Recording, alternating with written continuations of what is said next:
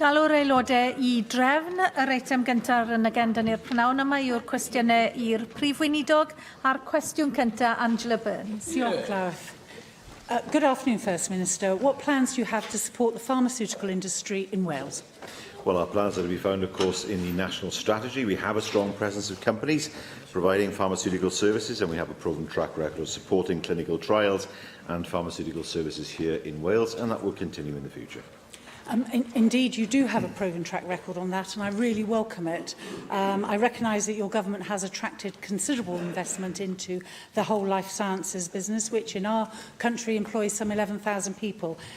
I am very concerned, though, about what might happen as a consequence of Brexit, and I wondered what... Allow the member to ask her question, please. Angela Burns. And I just wondered what discussion has your government had with its Westminster counterparts around the future of regulatory frameworks post-Brexit? And are you intending to feed into the House of Commons Health Select Committee inquiry, which is looking at post-Brexit arrangements to guarantee the supply of medicines, devices and products, and particularly in relation to our ability for NICE and the All Wales Medicine Strategy Group? We are exemplars throughout Europe and the EMA countries, and if we are no longer able to hook into the European exemplars, then we might lose some of that money that's coming currently into Wales for some of these pilots. And I'd just like to know what you're going to be able to do about the that. member is very much correct to raise that issue. This, amongst many other issues, is not yet worked through in terms of clarity as far as the public are concerned. It makes no sense at all for the UK to have a different regulatory regime to the rest of Europe. One of the things that we have urged on the UK government is that there is no need for divergence when none is required. Why would we have a separate system that is different from everyone else, in effect? So I very much agree with her comments. We have made the point on this, and in other areas such as chemicals, for example, the REACH directive, what application will that have after we leave the EU? Does that mean that chemicals will be less regulated in the UK? And all these issues will form part and continue to form part of the discussions we're having with the UK government. Rhiannon Passmore. Diolch. First Minister Andrew Evans, upon his appointment as Wales Chief Pharmaceutical Officer, stated, and I quote, "Pharmacists in Wales are taking a central role in the Welsh Government's drive to provide patients with high-quality care promptly and closer to home. And I look forward to working with pharmacists and other health and care professions, building on the significant improvements we have already made." Can the First Minister reconfirm that the pharmaceutical industry in Wales is key to the Welsh Government's drive for equipping the Welsh National Health Service to serve its patients in the years ahead, and also update us on how that work is progressing? Absolutely. We support the pharmaceutical industry, for example, through the Life Sciences Investment Fund. That's been 11 investments into 9 companies, including those that serve the pharmaceutical industry. It's attracted considerable levels of co-investment. A Life Sciences Hub has been delivered to provide a physical focus for the sector in Wales, together with a company to implement and deliver key elements of policy. And that hub is one of the cornerstones of what the sector will need to build on in the future. We're working on a development of a brand with international reputation. Our trade missions, for example, to Medica have consistently been the largest single trade event for Wales over the past 3 years. And, of course, we see the continued growth of Bio Wales, which is the signature event for the sector, something that I attended a few years ago. And it's the vehicle for Welsh life sciences companies and academic departments to exhibit their expertise to an international audience. So the work is being done not just in terms of supporting pharmaceutical companies who are here, but ensuring them to have a pipeline of skills for the future. Question 2, Vicky Howells. What are the Welsh Government's priorities for the allocation of funding under the 21st Century Schools programme during this Assembly term? Well, the programme seeks to target investment at those schools and colleges in the poorest condition and to deliver sustainable, cost-effective buildings. And, of course, we are seeking to take forward the programme over the next few years, building on the success of the programme over the last few years. First Minister, I'm very proud that my constituency of Cynon Valley has benefited to the tune of over £100 million in new and improved educational facilities under the 21st Century Schools programme, which I understand is more than any other constituency in Wales. And I know that you attended the official opening just the other week of the new £22 million Coleg y Cymoedd campus in Aberdeen. Evidence that we took recently in the Economy Committee from Coleg y Cymru suggests, however, that the FE sector isn't as successful as perhaps it could be in tapping into that funding. So in terms of the important role further education has in providing choice to learners and in boosting skills, how is the Welsh Government engaging with the sector so that it can maximise the benefits of the programme? Well, it's right to say that over £120 million has been allocated for FE projects during the Band A programme. We've seen the results of that. Over £10.6 million of capital funding has been provided to FE institutions to upgrade their IT and skills equipment. Over the next wave of investment, Band B, we're working with FE colleges to develop their investment plans for this next wave, so that we can understand where, of course, investment should come, and we encourage FE institutions to come forward with investment projects that will benefit them as institutions. Nick Ramsey. Diolch, Llywydd. First Minister, the 21st Century Schools programme has probably been one of the most popular Welsh Government policies over recent years, due in no small part to the role played by progressive, forward-looking local authorities like Conservative-led Monmouthshire. Monmouth Comprehensive School is currently being rebuilt and, when complete, will have state-of-the-art facilities, including modern interactive classrooms and IT. It's not just for pupils, it's for the whole town. How is the Welsh Government working with local authorities to help develop new schools like this as community hubs and to help target funding at local projects that will tie in with developments like this? Well, I admire his craft in turning this into a question to congratulate Monmouthshire LEA. Of course, we welcome the fact that Monmouthshire and other LEAs, all LEAs in Wales, have been able to benefit from the School Improvement Programme. I'd remind you, of course, that his party in England has no such programme. And in that case, in Monmouthshire, of course, no new school would be built there or indeed anywhere else in Wales. £1.4 billion was committed over the 5-year period, is being committed over the 5-year period up to 2019. That means funding has been approved for 151 projects in Band A of our programme, exceeding our target. 83 of those projects are complete, 45 under construction. That is a significant investment in the future of Welsh young people and Welsh education, which only a Welsh Labour government could deliver. Llŷr Griffith. Diolch. Diolch, Llywydd. Sorry. Pa gamau mae'r Llywodraeth yn Cymru wedi sicrhau bod yr arian sydd ar gael o fewn gyllideb ysgolion unfer ganrif ar 20 yn cael ei defnyddio i ehangu addysg Gymraeg, oherwydd i ni'n gwybod enghraifft bod yna raddfa gefnogaeth uwch ar gyfer ysgolion ffydd. Mae'n 85% o be wy'n ddeall yn hytrach na 50% ar gyfer ysgolion yn fwy cyffredinol. Fyddech chi'n barod i ystyried rhyw ddull tebyg i hynny o bosib sicrhau bod chi'n cyrraedd eich targedau o safbwynt miliwn o siaradwyr?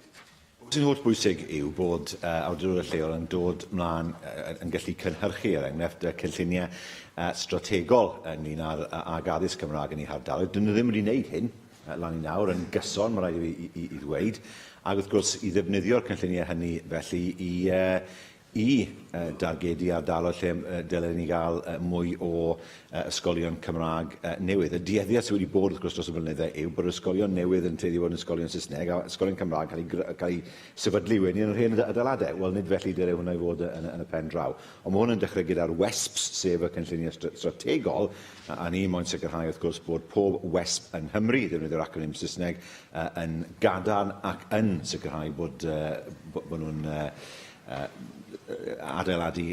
helpu ni adeiladu tuag at miliwn o siaradwyr Cymraeg yn 2050. Cwestiynau nawr gan arweinwyr y pleidiau, arweinydd grŵp UKIP, Neil Hamilton. The Welsh Government and indeed the Labour Party generally have been very critical of zero-hours contracts and also firms like Uber, who they say use their terms and conditions to exploit workers.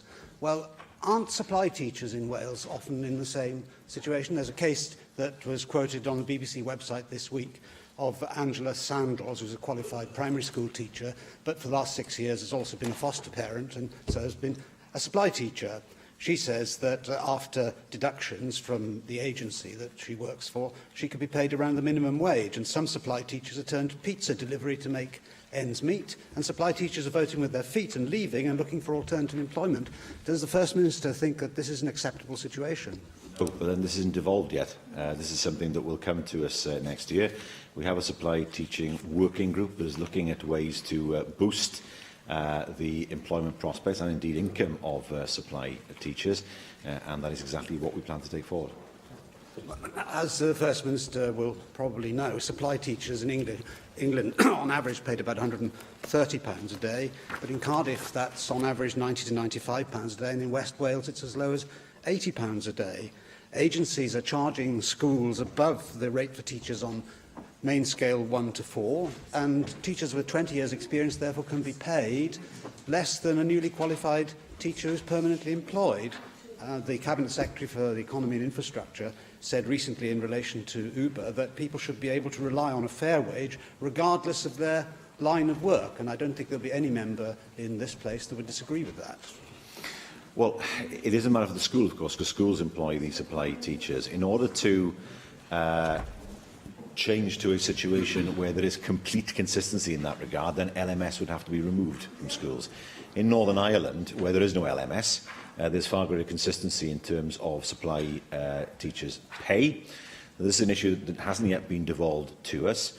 The changing of the system away from LMS would require primary legislation, inevitably, and these are issues which members will have to consider over the next few months. But in the meantime, what we intend to do is using the working group we've put together to improve the conditions of supply teachers, while at the same time considering the best outcome in the longer term. Of course, I mean, schools come under the regulation of local authorities and responsibility of local authorities at any rate, and of course the Welsh Government is responsible for funding those schools and has great persuasive authority, even if it doesn't have the legal authority. Amongst other deficiencies of the current situation for lots of agency teachers, they've got no access to teachers' pension scheme, and often their holiday pay arrangements mean that part of the wages that they're paid for doing their job are held back to them to be handed out during the holidays as though that were holiday pay on top of their normal pay, which is quite wrong. The effect has been that for public sector workers in general who've had a pay cap for the last 10 years, supply teachers have done a good deal worse, and many of them have had a pay cut in effect of up to 40% in the last 15 years. And also, many of these supply contracts also have a clause in them which you have to accept or else you don't get the job, saying, I accept I will not be paid according to agency worker regulations. Is the Welsh Government going to do something specific about these abuses? These are issues that are being considered in advance of the devolution of pay and conditions. We know that schools are, he said that local authorities are responsible, but schools are responsible for employing their supply teachers. And of course, if schools wished to employ supply teachers in a different way rather than going through agencies, then that would be open to them. But with this being devolved in the very near future, this now gives us the opportunity to deal with the issues which I recognise, because I've had constituents come in to explain this to me as well, to deal with these issues in a way that wasn't possible before in the absence of devolution. Rwynydd Plaid Cymru, Leanne Wood. Diolch, Llywydd. The First Secretary of State, Damien Green, said yesterday in terms of the EU withdrawal bill, and I quote, "Talk of a power grab is behind us." Do you agree with him? We are not yet in a position where, well, I'm not yet in a position where I could recommend to this Assembly that we should support the withdrawal bill. I did have a meeting with him and with the Secretary of State for Wales. I think it's fair to say there was a better understanding of our determination not to support the bill unless the power grab is addressed. And I think it's fair to say that it was a better meeting than previous meetings. Perhaps the arithmetic in the House of Commons has been realised now by the UK Government, but we're not in a position yet where we can recommend that the bill should be supported. We now need to see action by the UK Government to make sure that power grab is removed. Well, it's encouraging to hear that you had a more positive meeting, but Plaid Cymru still sees that there is a risk of a power grab in this bill. Clause 11 of the bill places restrictions on the devolved administrations on competence relating to EU law. although that's not the only part of the bill where we've got concerns, as you will be aware. The meeting between Theresa May and Jean-Claude Juncker last night was of crucial importance to Wales. Even more than the withdrawal bill that I've mentioned, the terms of EU exit on trade is vital in terms of Welsh jobs. Last night, though, there was no breakthrough. The admission that talks need to accelerate is, in my view, a sign of their failure so far. Will you acknowledge that leaving the EU without a deal is a real prospect? And if that does happen, that it would be bad news for Welsh jobs, for Welsh farming and for Welsh trade? It's an exceptionally worrying prospect. As I've said before, no deal is the worst deal. To leave in chaotic circumstances will be bad for everybody. The concern that I have is that insufficient progress is made by March 2019 so that no deal becomes the default position. That is something that she and I are in exactly the same position in terms of saying that we would oppose that. It's hugely important that there is a deal on the table that enables Welsh businesses to be able to access the single market on the same terms as now. But if you agree, First Minister, that leaving the EU without a deal is a real prospect and that it would be indeed bad news for Wales, then the next obvious question that I have for you is what it is you're going to do about it. How is the Welsh Government preparing for every possible Brexit scenario? You'll know that yesterday the Farmers Union of Wales indicated its support for staying in the single market and the customs union, and they said that the evidence supporting that position was incontrovertible. It's only a matter of time now before other sectors follow them. Your government said in July that businesses were more focused on the short term because there was so much uncertainty around that final deal. You could also not provide data as to how many businesses your government had been in contact with regarding Brexit support. Can you now outline the concrete steps you are taking to prepare the Welsh economy for all possible Brexit scenarios?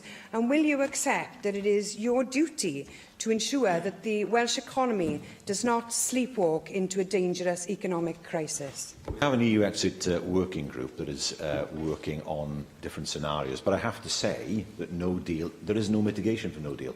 There's nothing literally we can do in the short term if we find there's no deal.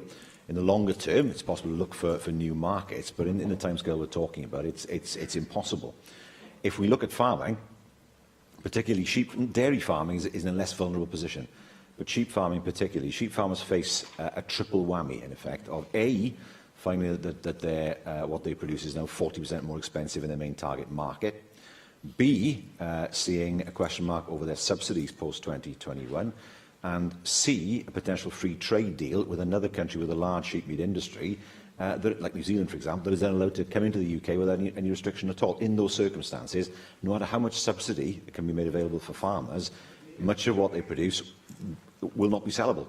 And that's why it's hugely important that our sheep farmers, our manufacturers, are able to access the single market in the same way as they do now. It's perfectly possible to leave the EU and yet still have access to the single market. Norway have done it. Norway is an EEA country. Nigel Farage himself was using Norway as an example of what we could be. And in that sense, if in little else, he's right. Because the last thing we want to see is no deal. Because there's no amount of preparation can prepare the Welsh economy for what is bound to be bad news if we cannot access properly the market where we sell nearly 2/3 of our goods. Rwy'n i'r wrthblaid, Andrew Arty Davies. Thank you very much, Presiding Officer. First Minister, why doesn't the Welsh Government use economic intelligence and importantly, input and output tables when creating policy and deciding where to support the Welsh economy? Well, we do. I have to say you do not use economic intelligence or input or output tables. I haven't had to find an academic, a businessman or woman. There is no one who can support what you've just said, First Minister. If you look at the Scottish model, they have a dedicated unit at Strathclyde University, which they established some years ago, that informs Scottish Government policy about the output of the economy, about job creation, and above all, about the support that the economy in Scotland needs. I am concerned at the flippancy of your answer, in particular when you look at the challenges that the Welsh economy faces. Will you reconsider the answer that you've just given, because I can tell you that what the Welsh economy needs when developing new policy and support for the Welsh economy, it needs sound data, good information and an understanding of how the economy works. And I point again to your assertion that you say yes, when in fact, compared to what Scotland do with a dedicated unit at Strathclyde University, you have nothing of a comparable nature. Well, first of all, the worst thing for the Welsh economy would be a chaotic Brexit. That's the worst thing of all. We do have a chief economist who advises government. We consult with businesses through bodies such as the Council for Economic Development, and in that way we have the intelligence that we need to take the Welsh economy forward. But he speaks as if we have nothing in terms of advice. We do have a chief economist and a department who provides us with that advice.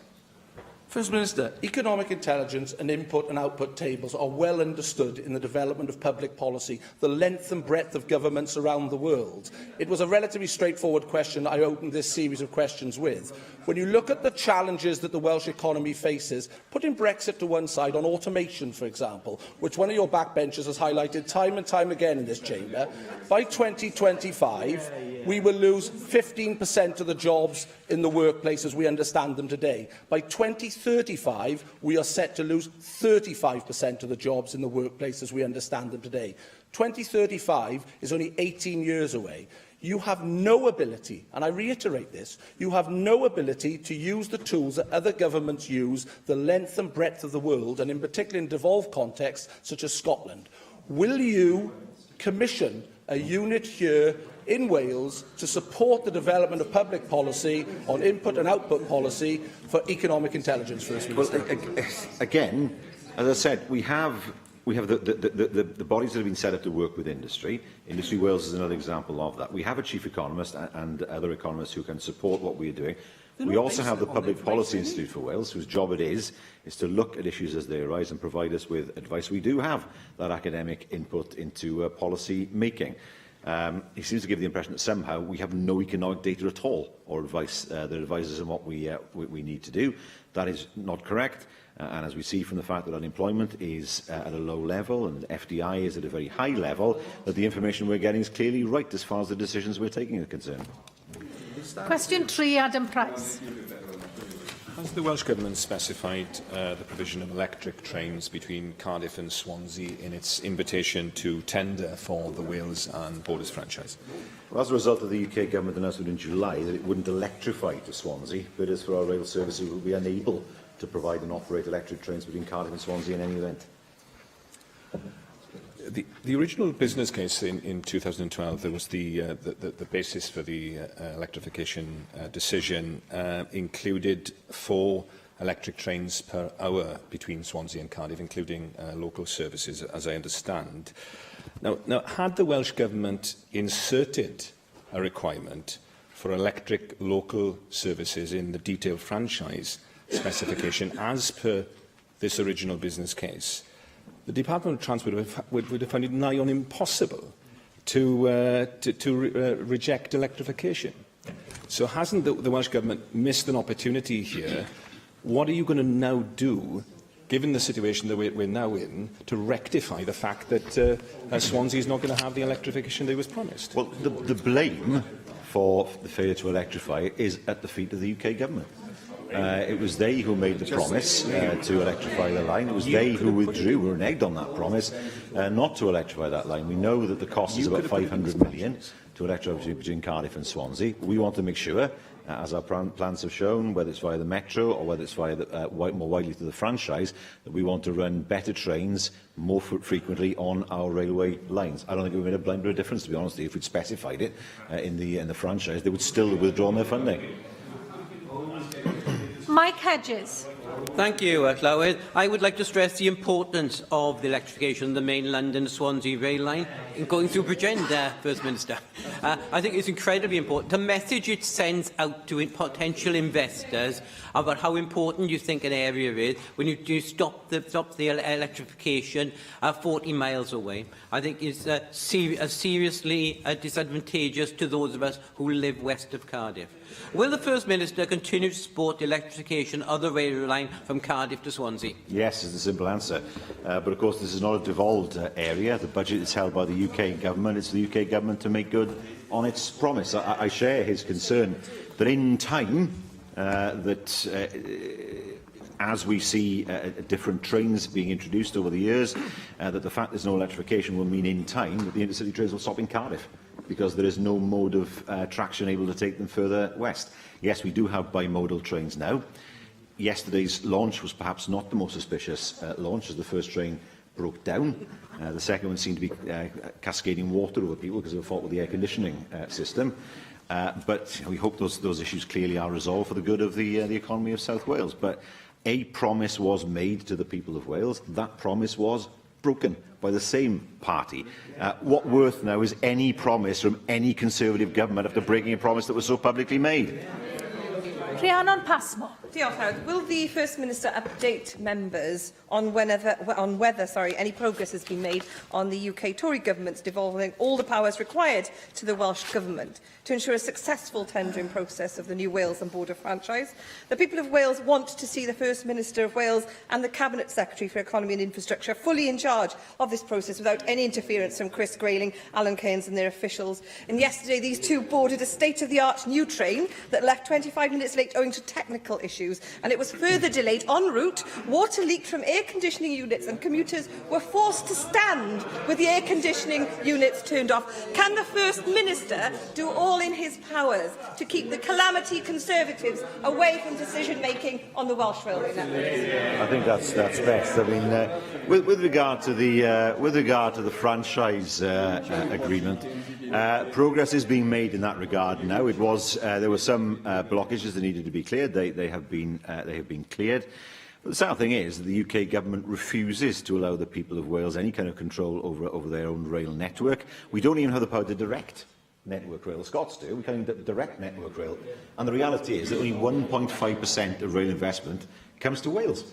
Now, that share should be 6%, 6.2% based on a Barnet share. We get 1.5%. It's ludicrous. On top of that, of course, we know the Scots are able to look at an arm's-length, not-for-profit public sector body as an option for running their railways. We were specifically forbidden from doing it, presumably on the basis that we would in some way contaminate English stations with strange notions about not-for-profit, well-run railway services.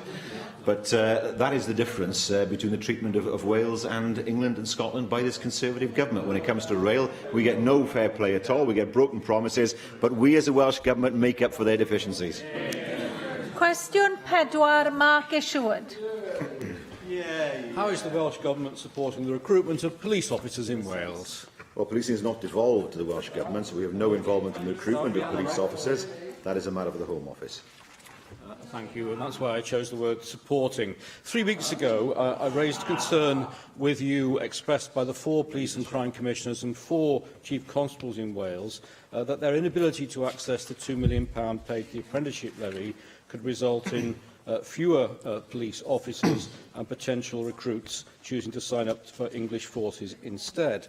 In your response, you confirmed that, of course, that you'd received a share of the apprenticeship levy in Welsh Government, but, quote, cannot in good faith pay towards apprenticeship schemes that sit in non-devolved areas. In reality, in the 2017-18 Welsh Government budget, you said you would give £500,000 to police and crime commissioners to ensure they are not disadvantaged as a result of the apprenticeship levy. You actually received £128 million, which covers the £90 million removed from the Barnet block. It covers the £30 million paid into the levy by Welsh public sector employers and left an £8 million top-up above that level. What engagement are you therefore having as a government with the police and crime commissioners and chief constables over this very serious matter to ensure that you give the maximum support you can where you're able to in this area? Well, we meet regularly with the regular ministerial meetings, in fact, to discuss finance and other matters. Bear in mind, of course, that as a government we supported and continue to support 500 PCSOs across Wales, an issue that is not devolved, but is an issue of community safety that we want to take seriously and has had a positive impact in so many communities. But I have to say to the member, he cannot stand there and say that policing shouldn't be devolved and then say we should spend money on a service that isn't devolved. If policing had been devolved, this would be a matter for us. We argue it should be devolved like every other emergency service. It is a matter for the UK government to fund the training of police officers. Otherwise, give us the budget, give us devolution and we'll do it. David Rowlands. Reactionary first. Diolch, Lewis.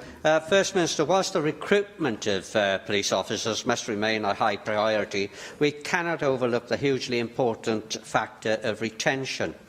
91% of Gwent officers say there is not enough manpower, 80% say they have unachievable deadlines, and 76% say they cannot meet demands. All of this, of course, leads to low morale and disillusionment with the job. Can the First Minister outline the Welsh Government strategy to combat these stresses and thus make retention more sustainable? Well, again, I have to remind the member that these are not matters for the Welsh Government, they are matters of the UK Government.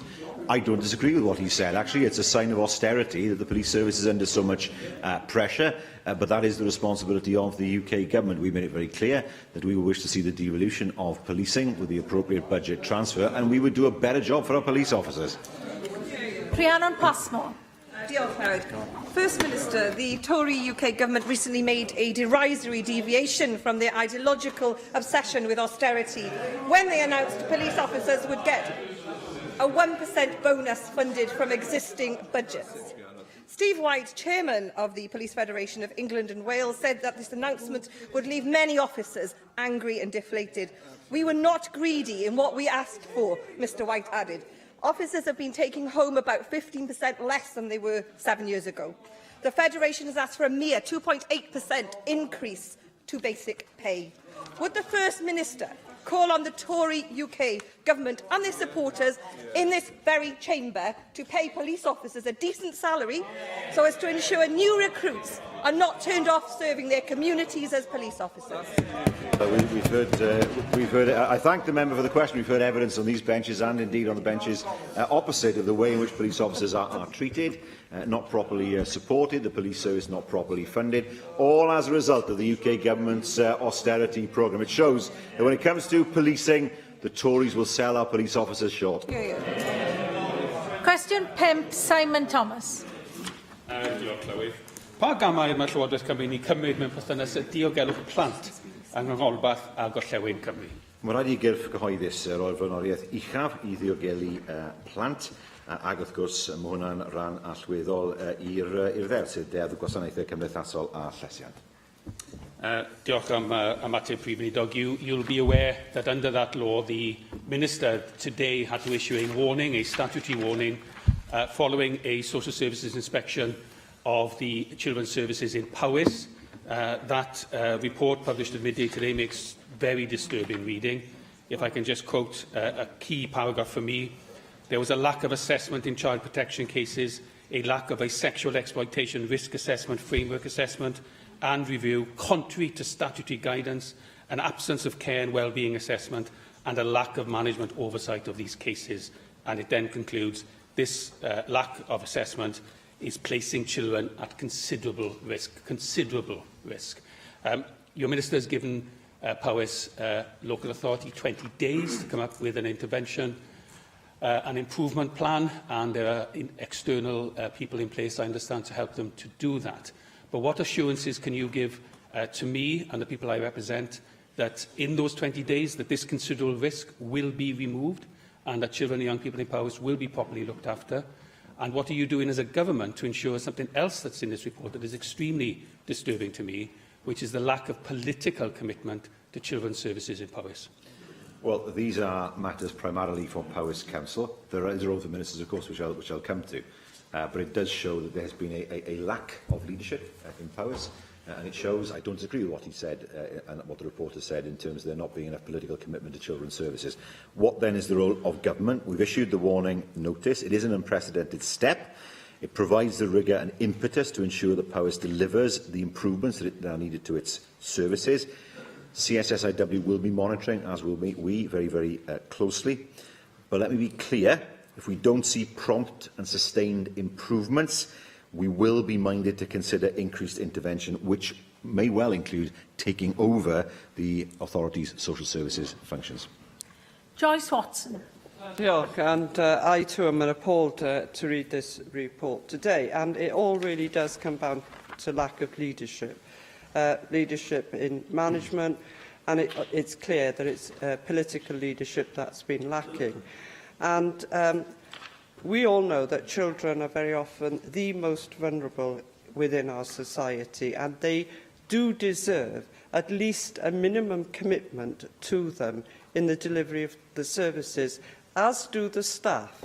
There are staff working in this field in Powys today who are trying their very, very best to do a good job, and yet they're being completely undermined, according to this report, by the lack of investment in them and in those services they're trying to deliver. So my question to you, First Minister, is whether you will support the call for Powys councillors to finally get their act together, to stop talking and to act collectively for the good and well-being of the children. And also, within the next question following through, if it is the case that the Council cannot prove that they are taking the appropriate action in the given timescale that has been put to them by the Minister, will it be the case that the Government will move in and direct those services to deliver for the most vulnerable within Powys? Well, ultimately, of course, it is open to us as a government to take over the authority's social services functions. That is, of course, an option if the authority fails to deliver under the terms of the warning notice, and that is something certainly that we will be monitoring closely over the next few days. I can give members the assurance that this will receive the fullest attention of both Welsh Government and CSSIW, and no option is ruled out if compliance is not achieved. Paul Davies. Diolch. Prif Minister, byddwch chi'n ymwybodol am achos trist Seren Bernard yn fy etholaeth i a lladdodd ei hunain yn 2012 trafod o dan wasanaethau cymdeithasol cyngor Sir Benfro. Fe weles I mam hi rai wythnosau nôl I drafod adroddiad cyngor Sir Benfro I mewn i'r achos, a mae'r adroddiad yma mae'n debyg ddim yn cael ei gyhoeddi oherwydd resymau cyfreithiol. Mae yn bwysig fod materion fel yma yn cael ei delio mewn ffordd agored, mewn ffordd dryloyw mwyn fod gwersi yn cael ei dysgu gan yr awdurdodau. Felly, yn dilyn cwestiwn Simon Thomas, pa gan llawiau penodol I chi fel Llywodraeth yn ei gyhoeddi I awdurdodau lleol mewn achosion fel hyn I sicrhau fod gwersi yn cael ei dysgu mwyn diogelu mwy o blant yn y dyfodol? Wel, byddwn ni'n annog awdurdod I ystyried cyhoeddi'r adroddiad. Falle wrth dyn ni nôl rai rannau o'r adroddiad, ni'n neud hwn fel Llywodraeth, ond ni'n dechrau o'r safbwynt lle ni'n edrych I gyhoeddi. Dwi'n bosib o'r yma y cyfreithiwr wy'n deall I gyhoeddi popeth, ond mae'n holl bwysig bod awdurdod ddim yn gweud ni ffili cyhoeddi dim byd o achos resymau cyfreithiol. Felly byddwn ni'n annog I Sir Benfro I ystyried hwn unwaith to, I gyhoeddi beth nhw gallu, ac wrth gwrs I dynnu nôl beth sy'n problematic yn gyfreithiol. Cwestiwn 6, Neil McAvoy. Will the First Minister outline what code of conduct applies to the office of First Minister? The Ministerial Code. First Minister, you claimed in this chamber last year that lobbyists don't have access to government ministers. You have to go back on that when it turns out that they do. You claimed this year that Plaid Cymru ministers were somehow implicated in the Lisvane land deal scandal when £39 million was lost. The sale was decided after Plaid had left government. Lastly, you gave an interview to the South Wales Echo about local development plans. Then you claimed that you never make comments on LDPs or planning applications, and the reason why the story appeared in the paper in that way was because I put it there and phrased it that way. That's a really serious allegation to question a journalist's integrity like that, and I have no influence whatsoever over the South Wales Echo. You need to be held to account and be properly investigated. So since you won't answer me in any other way, I'm asking you now, in front of the people of Wales, will you voluntarily refer yourself to be investigated under the Ministerial Code of Conduct, like Alex Salmond did in 2012? Do you have the courage to do that? Let me see. Now, let's just examine his position as a politician. He's not done well in making allegations, wild allegations in the past in the courts. He has found himself in a position where he's disciplined by the Ombudsman, if I remember rightly, in terms of his conduct as a councillor, and he's been expelled from his own party group. Can I suggest he has a long, hard look at himself first before criticising anyone else? Cwestiwn 7, Hannah Blythen. The First Minister make a statement on Welsh Government support for Pride events in Wales. Yes, we've provided funding to Pride Cymru for many for many years, including this year, despite budget. No one should read anything into that, of course. Despite budget pressures, and Pride events provide opportunities for LGBT people and others to have safe, accessible spaces to celebrate.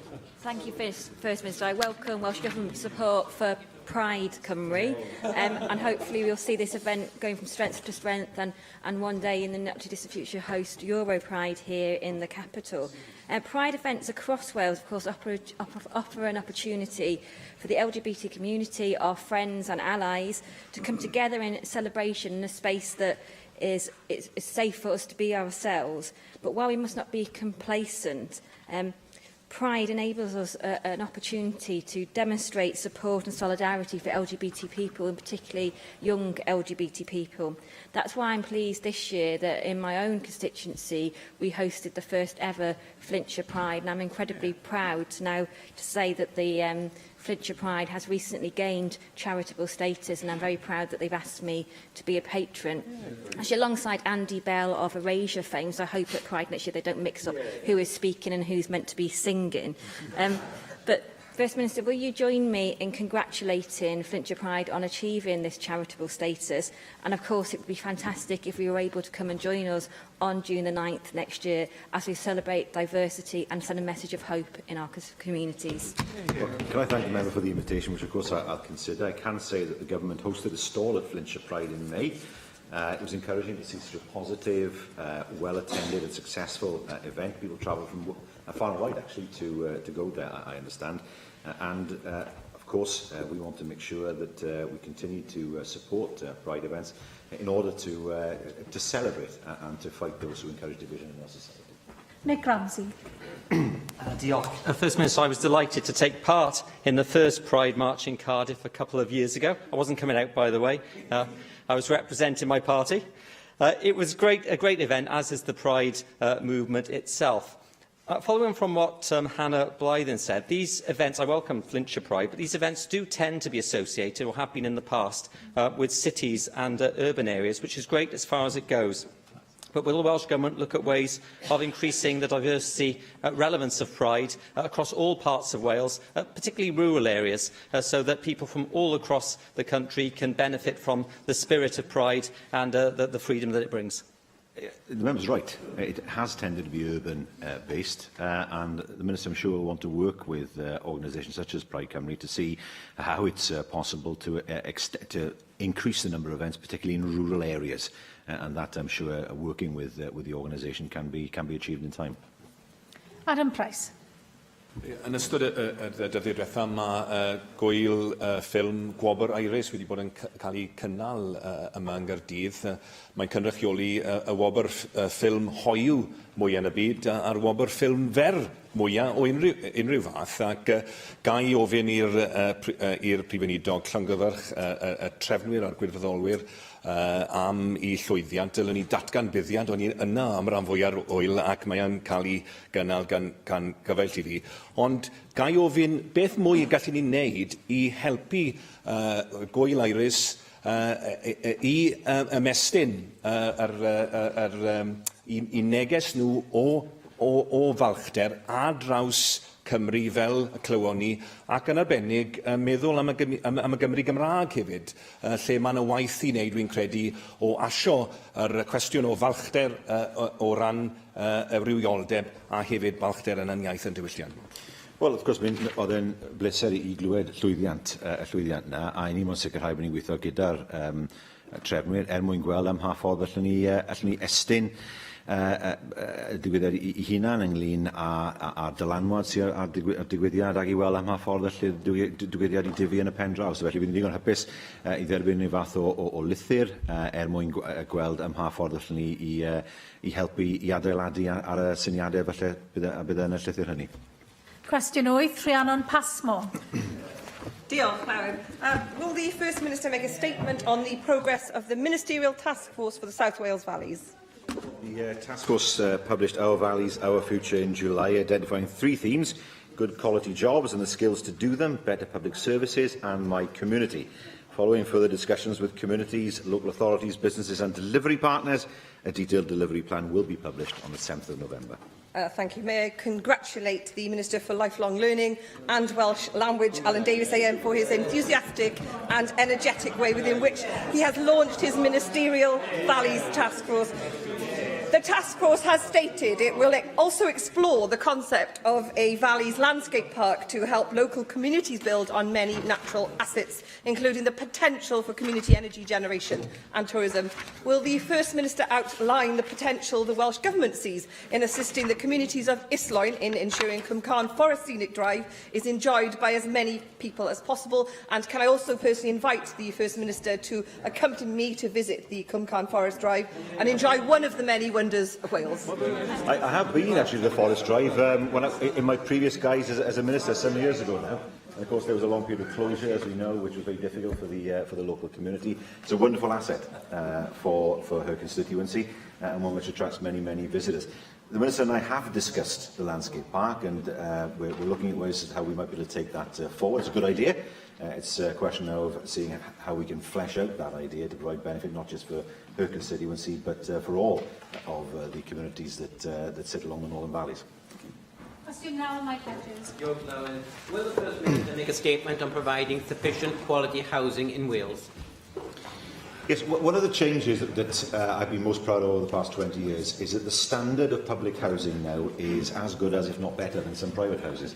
There was a time, of course, when council houses could be distinguished by the fact that they were often built to a lower standard than anywhere else, and that is something we can be proud of.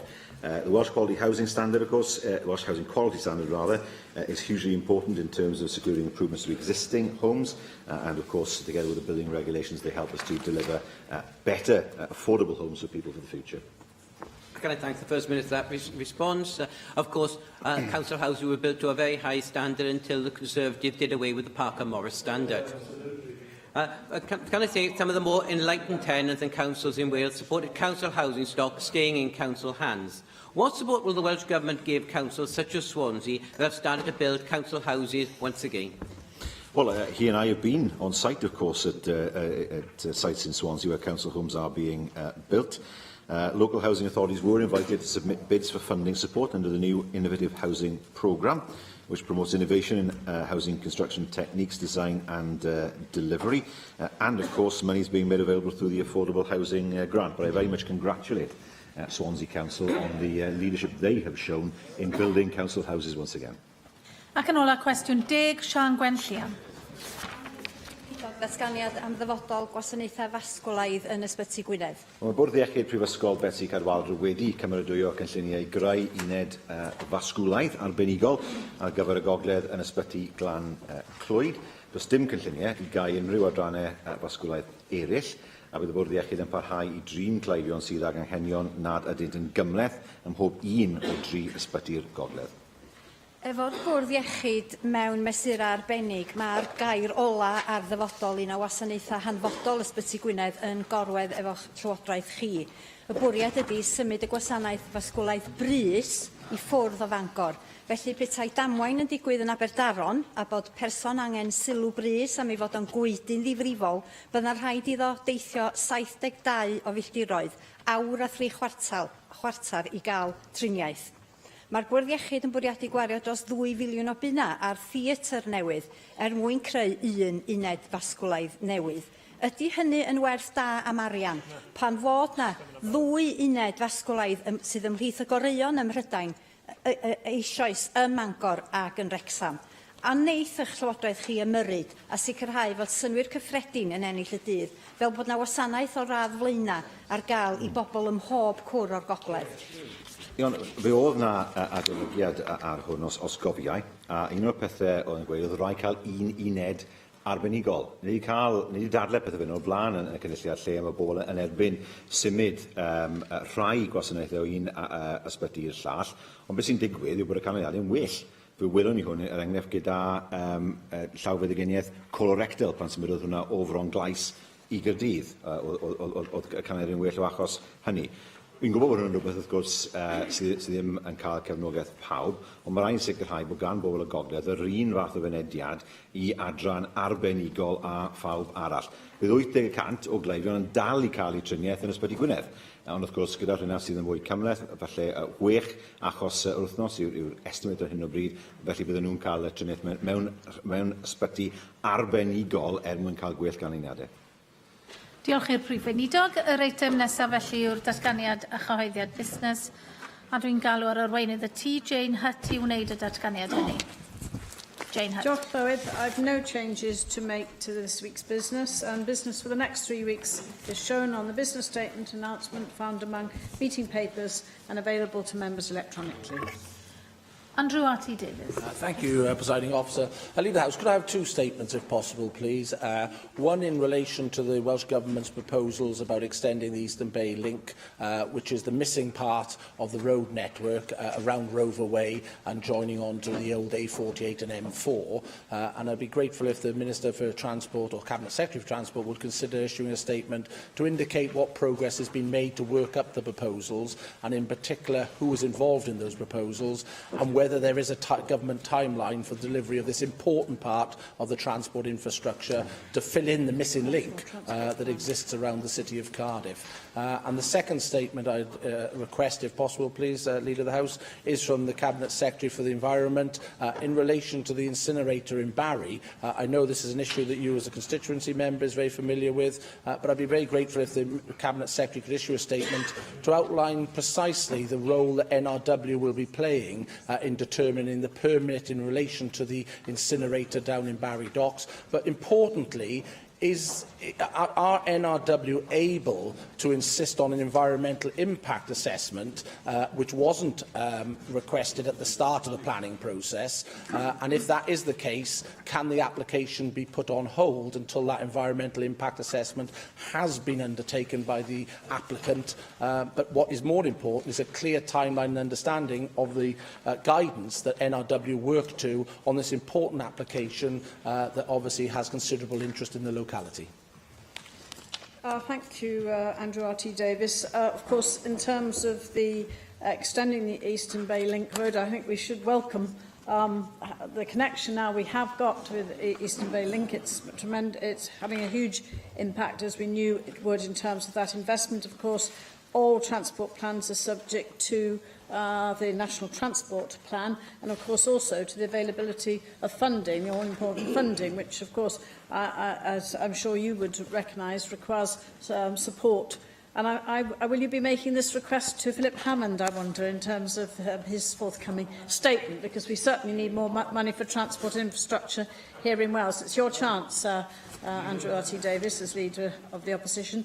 On your second point, there's obviously this is a matter for the Cabinet Secretary for Environment and Rural Affairs to consider whether a statement is appropriate. I am very involved as Assembly Member with the Incinerator Action Group. In fact, I'm chairing a meeting this week with the South Wales Fire and Rescue Service with members of the Incinerator Action Group, and we have a number of forthcoming meetings, and indeed I chaired a meeting with Natural Resources Wales and the Action Group in September, and I think that's probably as much as I'm allowed to give as an Assembly member and as Leader of the House. But it is clear that it's Natural Resources Wales who's currently determining an application for an environmental permit. Simon Thomas. Thank you, Presiding Officer. I'm sure you're aware, Leader of the House, that many of us who represent Pembrokeshire have been enthusiastic supporters of Ellie's Ward 10 flag appeal. This is a wonderful fundraising effort led by a 7, possibly 8-year-old now, girl who's raised over £120,000 for Ward 10 and cancer patients in Withybush Hospital. It's a magnificent effort, a community effort as well, supporting her. I understand now that the formal business case for the use of these funds and other capital funds from the Welsh Government has been agreed by Hywel Dda University Health Board and then passed on to the Welsh Government for formal approval. I'm not expecting an announcement today on that, but I would like a commitment from the Government to either to a written statement or to write to members who represent Pembrokeshire and who have an interest in Withybush Hospital, telling us the outcome of this process, and certainly to urge the Government to fully consider this business case now, and I very much hope give their approval so that this fundraising effort, locally and led by this wonderful young school pupil, is really rewarded, and we see that progress in Withybush. Well, I think we would all join you, Simon Thomas, in congratulating this wonderful example of a young person taking this campaign forward, Ellie's flag appeal for Ward 10 at Withybush Hospital. It is obviously making progress in terms of the business case, and I think the Cabinet Secretary for Health has heard your request for an update, and I'm sure that will be forthcoming. Mike Hedges. Llywydd, I'm asking for a statement by the Welsh Government on transport within the Swansea Bay City region. This statement should include bus rail interchanges, which we desperately need, the reopening of closed railway stations such as Landor Station, and the opening of new railway stations such as Cocket, and improved road links, especially on the dualling of the A40, and improved cycleways so that some of the gaps in the cycleway network can be made up. Well, Mike Hedges raises important points about transport connectivity. I've just mentioned the National Transport Plan, the National Transport Finance Plan, and in fact any measures for improving our infrastructure, infrastructure across the whole of Wales, including Swansea City region, are in that National Transport Finance Plan. And of course, the fact that already funding has been made available via the local transport fund of the City and County of Swansea is important for the Morva Distributor Road, for A483 Fabian Way Corridor, and £115,000 for this financial year to develop the outline concept for South West Wales Metro. Indeed, funding for Kingsbridge Link scheme, and we've recently launched our new local transport network fund, which includes £1 million for strategic bus corridors and public transport hubs in Swansea. Angela Burns. Leader of the House, I'd like to ask for two statements, if possible. I'd like to ask for a statement to be brought forward by the Cabinet Secretary for Health, Wellbeing and Sport on reports that Wales's biggest health board, Betsy Cadwallader, which is in government special measures, is set to overspend by some £50 million this year. I think this is a matter of great concern and has an enormous impact on the rest of the Welsh NHS. If we were to add up all of the deficits that are forecast, we're going to have a shortfall in the Welsh NHS of £137 million, give or take a million here or there. The possible impact it could have on the public could be devastating. We are coming up into winter with winter pressures, and I think that this is an area that would be of great benefit to us if we could just have some discourse on this to find out what the Welsh Government intends to do, both from their angle and what they would like to see happen from the health boards, and how we can mitigate the devastating impact that this funding crisis would have.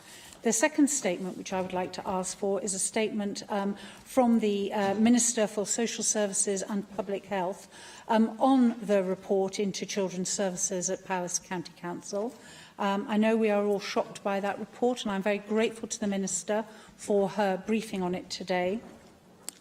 Again, I believe it's in the public interest for there to be a statement so that some of the questions that some of the other Assembly members here have raised so pertinently this morning can be properly explored. And I would like to point out to you, Leader of the House, that there is a precedent for bringing forward statements when there is when a local council is put into some kind of distress by the Welsh Government. There was a precedent set when Gwenda Thomas, the then Minister, put Swansea into special measures. This is the first warning under the Social Services Act, and it would be timely for us to be able to see how that Act is being able to work. And again, I think it would aid public discourse on yet another very, very sensitive matter that is in the public interest. Yeah. Well, I thank Angela Burns for both those questions, and perhaps in response to the first one, I could take the opportunity to clarify that Betsy Cadwallader is not set to overspend by £50 million. this year, but the board have identified a significant risk that they may not achieve their planned £26 million deficit, but they are properly using their bond governance to address this. The Health Board has recognised the risk and are finalising a financial recovery plan to ensure that they achieve the £26 million deficit, which represents a control total, and these actions will materially improve their forecasts. But I also, if I could add to this point, in response to your question, as part of the special measures arrangements, officials have since August raised concerns on the financial performance to date and the potential impact on the forecast deficit. They've had additional escalation meetings with Health Board executives on performance and finance, and an independent financial governance review has been commissioned, and that will cover the development, adoption and performance of the 2017-18 financial plan, and the Cabinet Secretary, along with the NHS Wales Chief Executive, has met with the Chair, Chief Executive of Betsy Cadwallader. So I hope that gives you a robust response to your question. On your second question, which of course Simon Thomas also raised with the First Minister, it is important that, again, we share and air what the government is doing in response to the care, the social care and care and standards and social care inspectorate's Wales report on safeguarding children in Powys.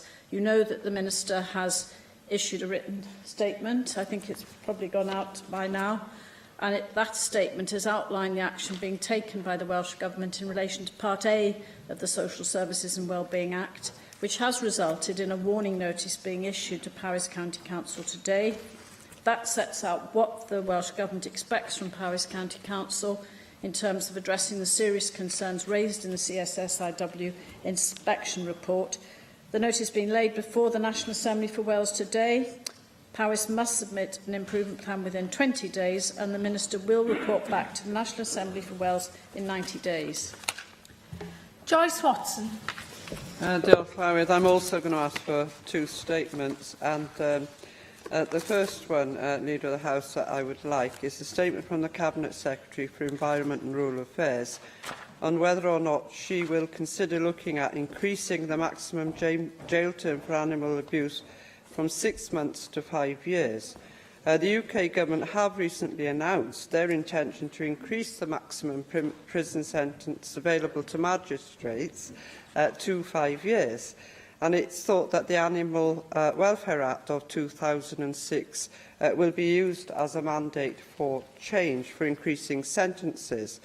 In the last year, there have been 2 successful prosecutions in my constituency where puppy farm breeders have been found guilty of cruelty and neglect. Those animals were kept in the most horrific conditions without being given even the most basic care, and they did suffer terribly. But what struck me was that despite the horrendous suffering that was caused, the longest sentence that was given was only 5 months. The only other sentence that was given was a 9-week sentence suspended for 2 years. I believe those sentences to be far too lenient, and I think that we need to urgently address this issue if we are going to be serious about becoming a country that protects animals. The second statement that I would ask for is a statement on human trafficking or anti-human slavery. I'm chair of the cross-party group on human trafficking in the Assembly, and we did convene the very first meeting of the term this morning, which was hugely well attended from experts across Wales.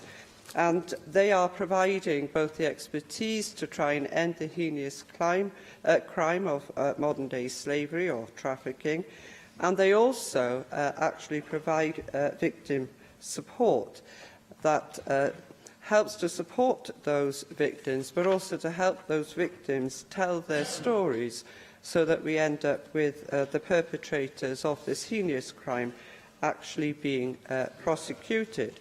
We were and we still are, we were the first and we are still the only country in the UK that has a national anti-slavery coordinator. And I don't think that people realise that that is still the case. And in the meeting this morning, the Wales Anti-Slavery Coordinator made clear that Wales is now seeing more reporting of modern slavery than they ever had before, and it has the most successful number of prosecutions.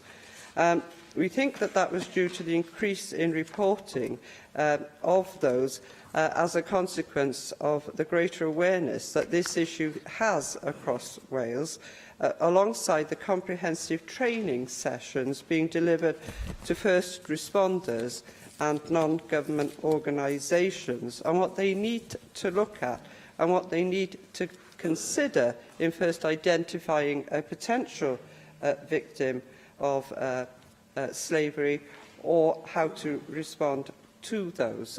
And again, it was the case that it is more likely that those victims were more likely to share their stories to the non-government organisations and not the authorities when they come forward, since they definitely do not trust authorities from whence they've come.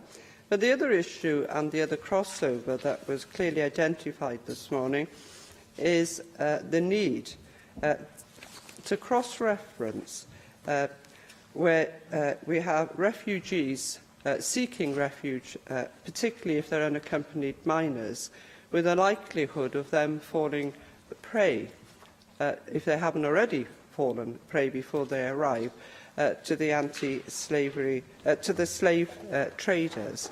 And we all know that we supported the Dobbs Agreement here in Wales, and yet it is the case that we have brought through very few children safely to the UK, and yet Wales remains open to that request. Thank you, Joyce Watson. And can I just say, in terms of responding to your first question, that animal welfare is a priority for the Welsh Government, and the Wales Animal Health and Welfare Framework group obviously indicates that commitment. We have noted the death threat announcement in terms of the increased maximum sentence for animal cruelty in England from 6 months to 5 years. We're aware of the Scottish Government as well in terms of their commitment. But again, back to our commitment as the Welsh Government, the way we treat animals is an important reflection of the values of our society. Animals should be protected from pain, injury, fear and distress, and those who commit the worst acts of animal cruelty should face tough punishment. So the Cabinet Secretary for Environment and Rural Affairs is giving consideration to all options for Wales to ensure clarity for enforcement agencies, the courts and the people of Wales. I'm very glad also that you've brought a question to the business statement about the fact that tomorrow is Anti-Slavery Day. I think we are wearing the badges today, those of us who perhaps have engaged. I think we should pay tribute to Joyce Watson for her role. Back in 2010, she produced a report on trafficking, which actually did lead directly to the Welsh Government becoming the first and sadly only country in the UK to appoint an anti-slavery coordinator. And it's good to hear there was such an excellent turnout at your meeting this morning, receiving yet another updated report, which I referred to on Friday at the annual lecture, the Bowso annual lecture, which was on human trafficking and human rights issues, which, of course, was well attended, and our anti-slavery coordinator attended that meeting and answered questions. We have a Wales Anti-Slavery Leadership Group providing strategic leadership and guidance on how we tackle slavery in Wales, also to provide the best possible support for survivors, and the role of the third sector was very, very clear there in terms of Bowso's leadership role and Women's Aid and the other organisations who were there. But also we are sharing and learning with other partners, including UK government departments, the UK Independent Anti-Slavery Commissioner, and looking at provide training as well, 3-day joint training provision for law enforcement senior investigating officers and Crown prosecutors and Crown advocates. And also you mentioned refugees. We're working with partners to provide support for refugees coming to Wales, which will help mitigate against the risk of exploitation. So this is about leading to an increase in the number of reported cases which you've reflected on, and it is through improved reporting that we can help ensure that victims receive the support they need and that perpetrators can be brought to justice. Diolch i arweinydd y tŷ. A'r eitem nesaf yw'r datganiad gan ysgrifennydd y Cabinet dros gymunedau a phlant ar y bil rheoleiddio landlordiaid cymdeithasol cofrestredig Cymru. Dwi'n galw ar yr ysgrifennydd Cabinet i wneud ei ddatganiad. Carl Sargent. Thank you, Llywydd, for the opportunity to make the statement on the regulation of registered social landlords Wales Bill, which I introduced yesterday.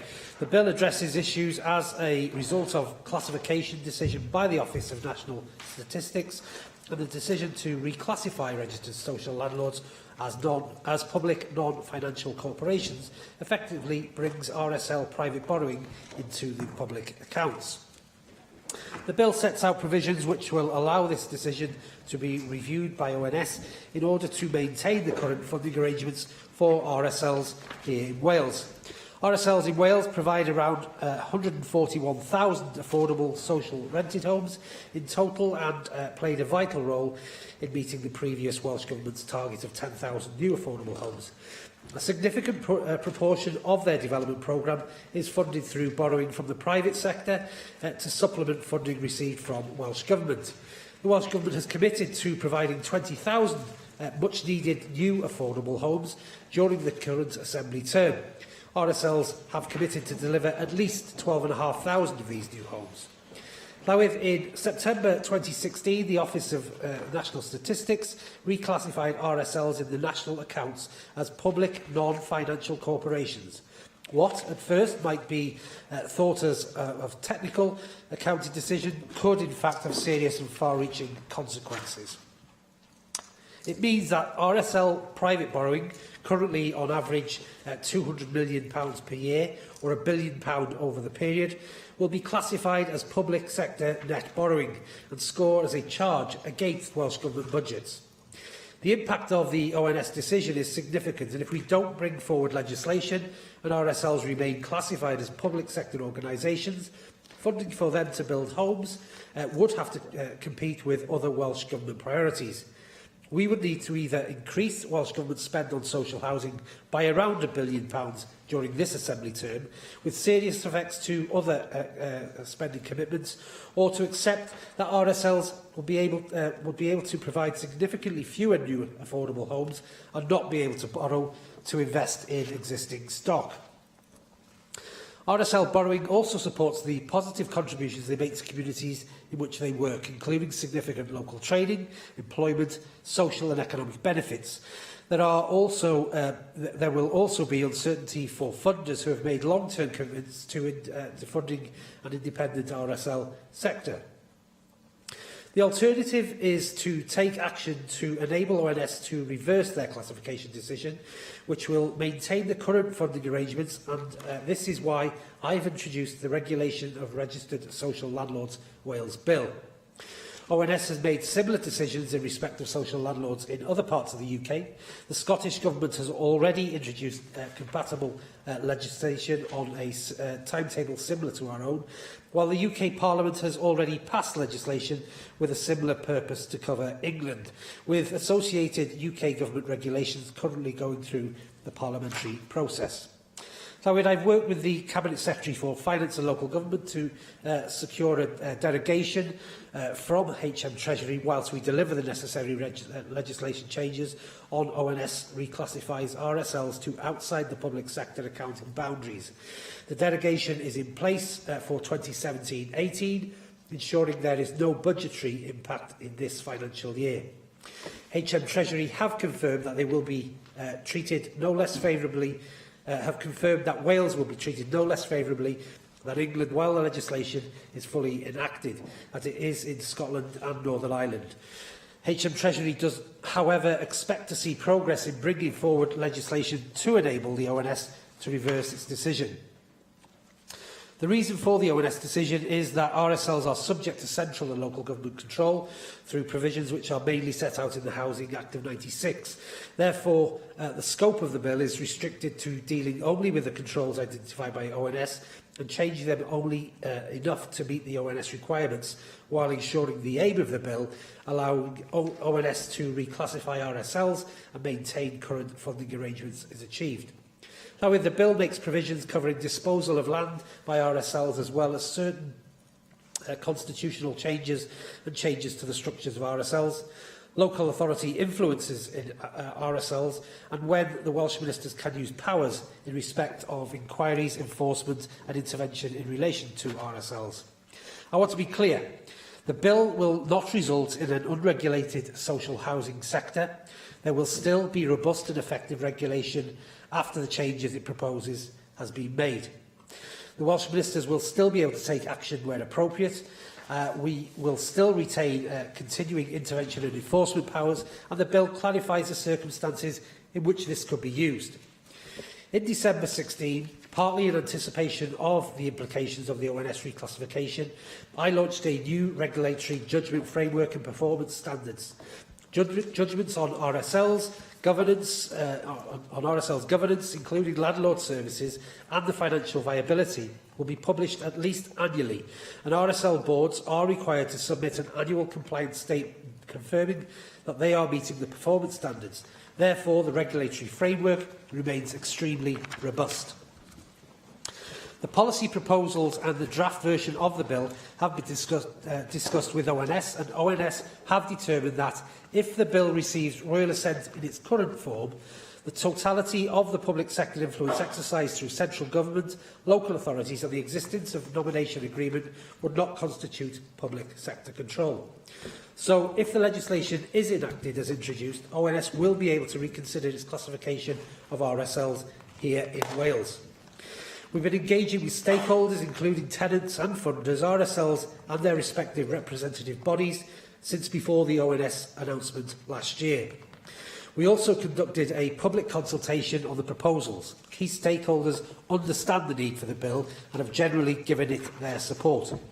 More importantly, Llywydd, perhaps stakeholders understand the likely impact of not enacting the legislation that we are proposing with this bill.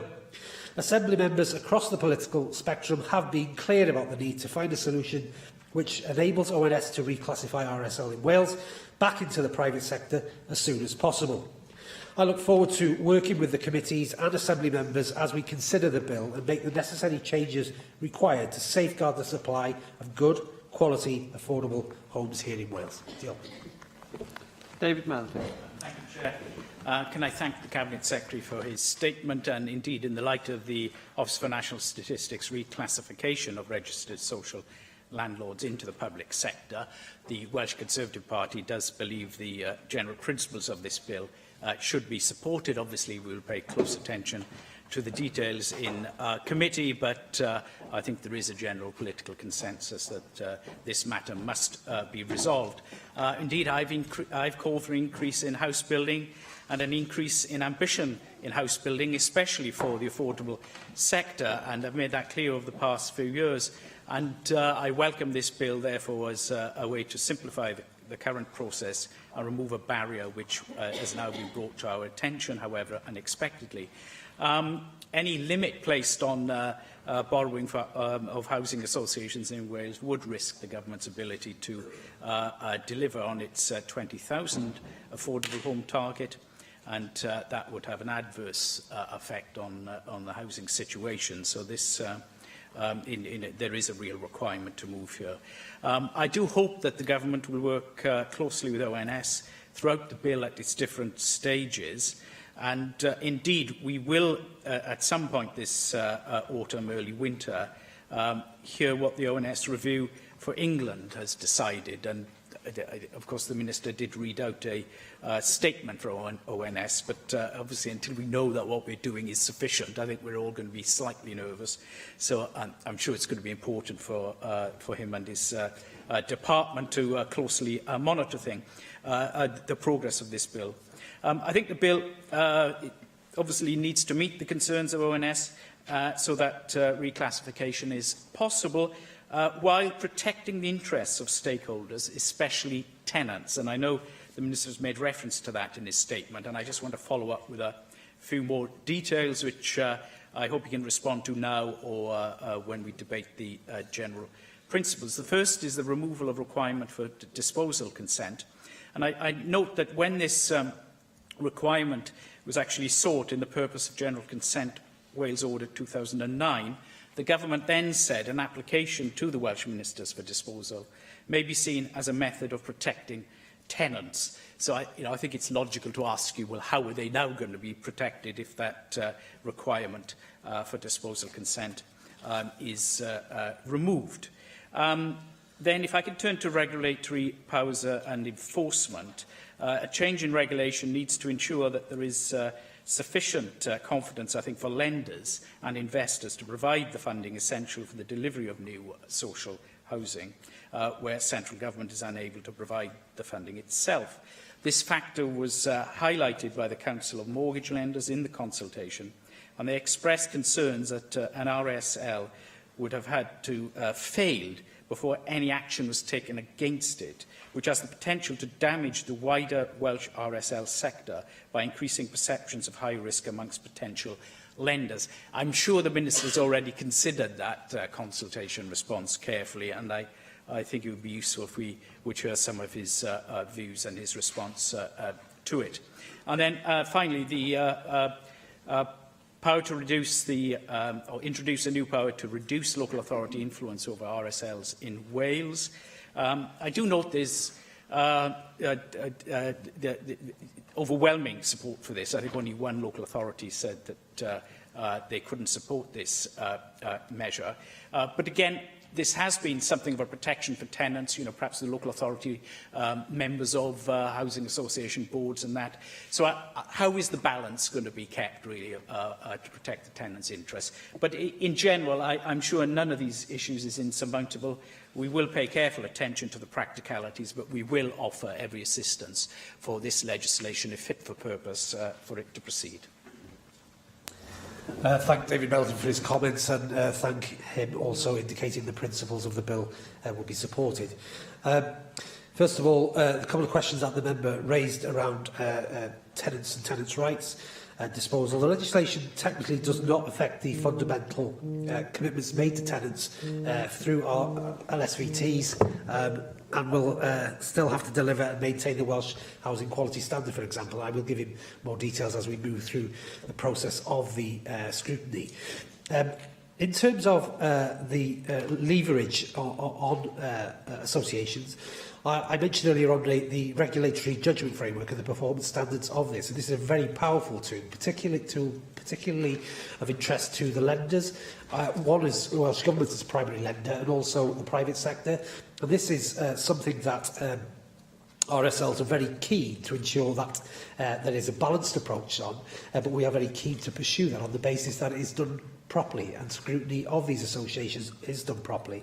And this will result in the purpose of the ability to lend long term is something that I'm sure RSLs will have a very good eye on as a business risk to their association. Finally, regarding local authority representation, there will still be local authority representation on there. This is obviously for as we move forward, a discussion that we'll have in terms of how do we make sure the balance is right around scrutiny, tenants' representation, and understanding their ability to influence housing associations. It's an important point the member raises, and I look forward to working with him as we take the bill forward. Bethan Jenkins. Thank you. As a Plaid Cymru grouping, we are minded to support at the moment, but as with the caveats proposed by David Melding, I think it's important that we obviously see what happens on committee stage and to... Everybody's phone's going off today, gosh. I just wanted to say that, you know, we'd have to look at what happens on committee in relation to the amendments potentially that will be put forward. I'd want to probe further on whether you are content that there are still sufficient controls in place for Welsh Government under these proposed changes. You mention the Regulatory Framework for Housing Associations registered in Wales document.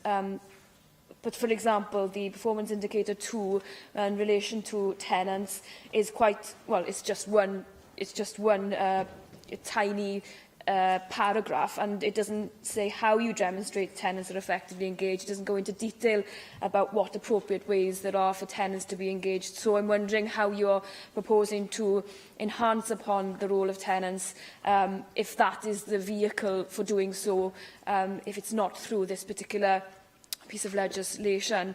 In relation to picking up on the point with regards to councillors, I believe that's because then the councillors who will be on any given board won't have the deciding vote on that particular board. I was wondering whether you could look into the possibility of potentially whether tenants groups or tenants could have that particular role. So then potentially you wouldn't have to reduce it because tenants wouldn't be deemed potentially to be political.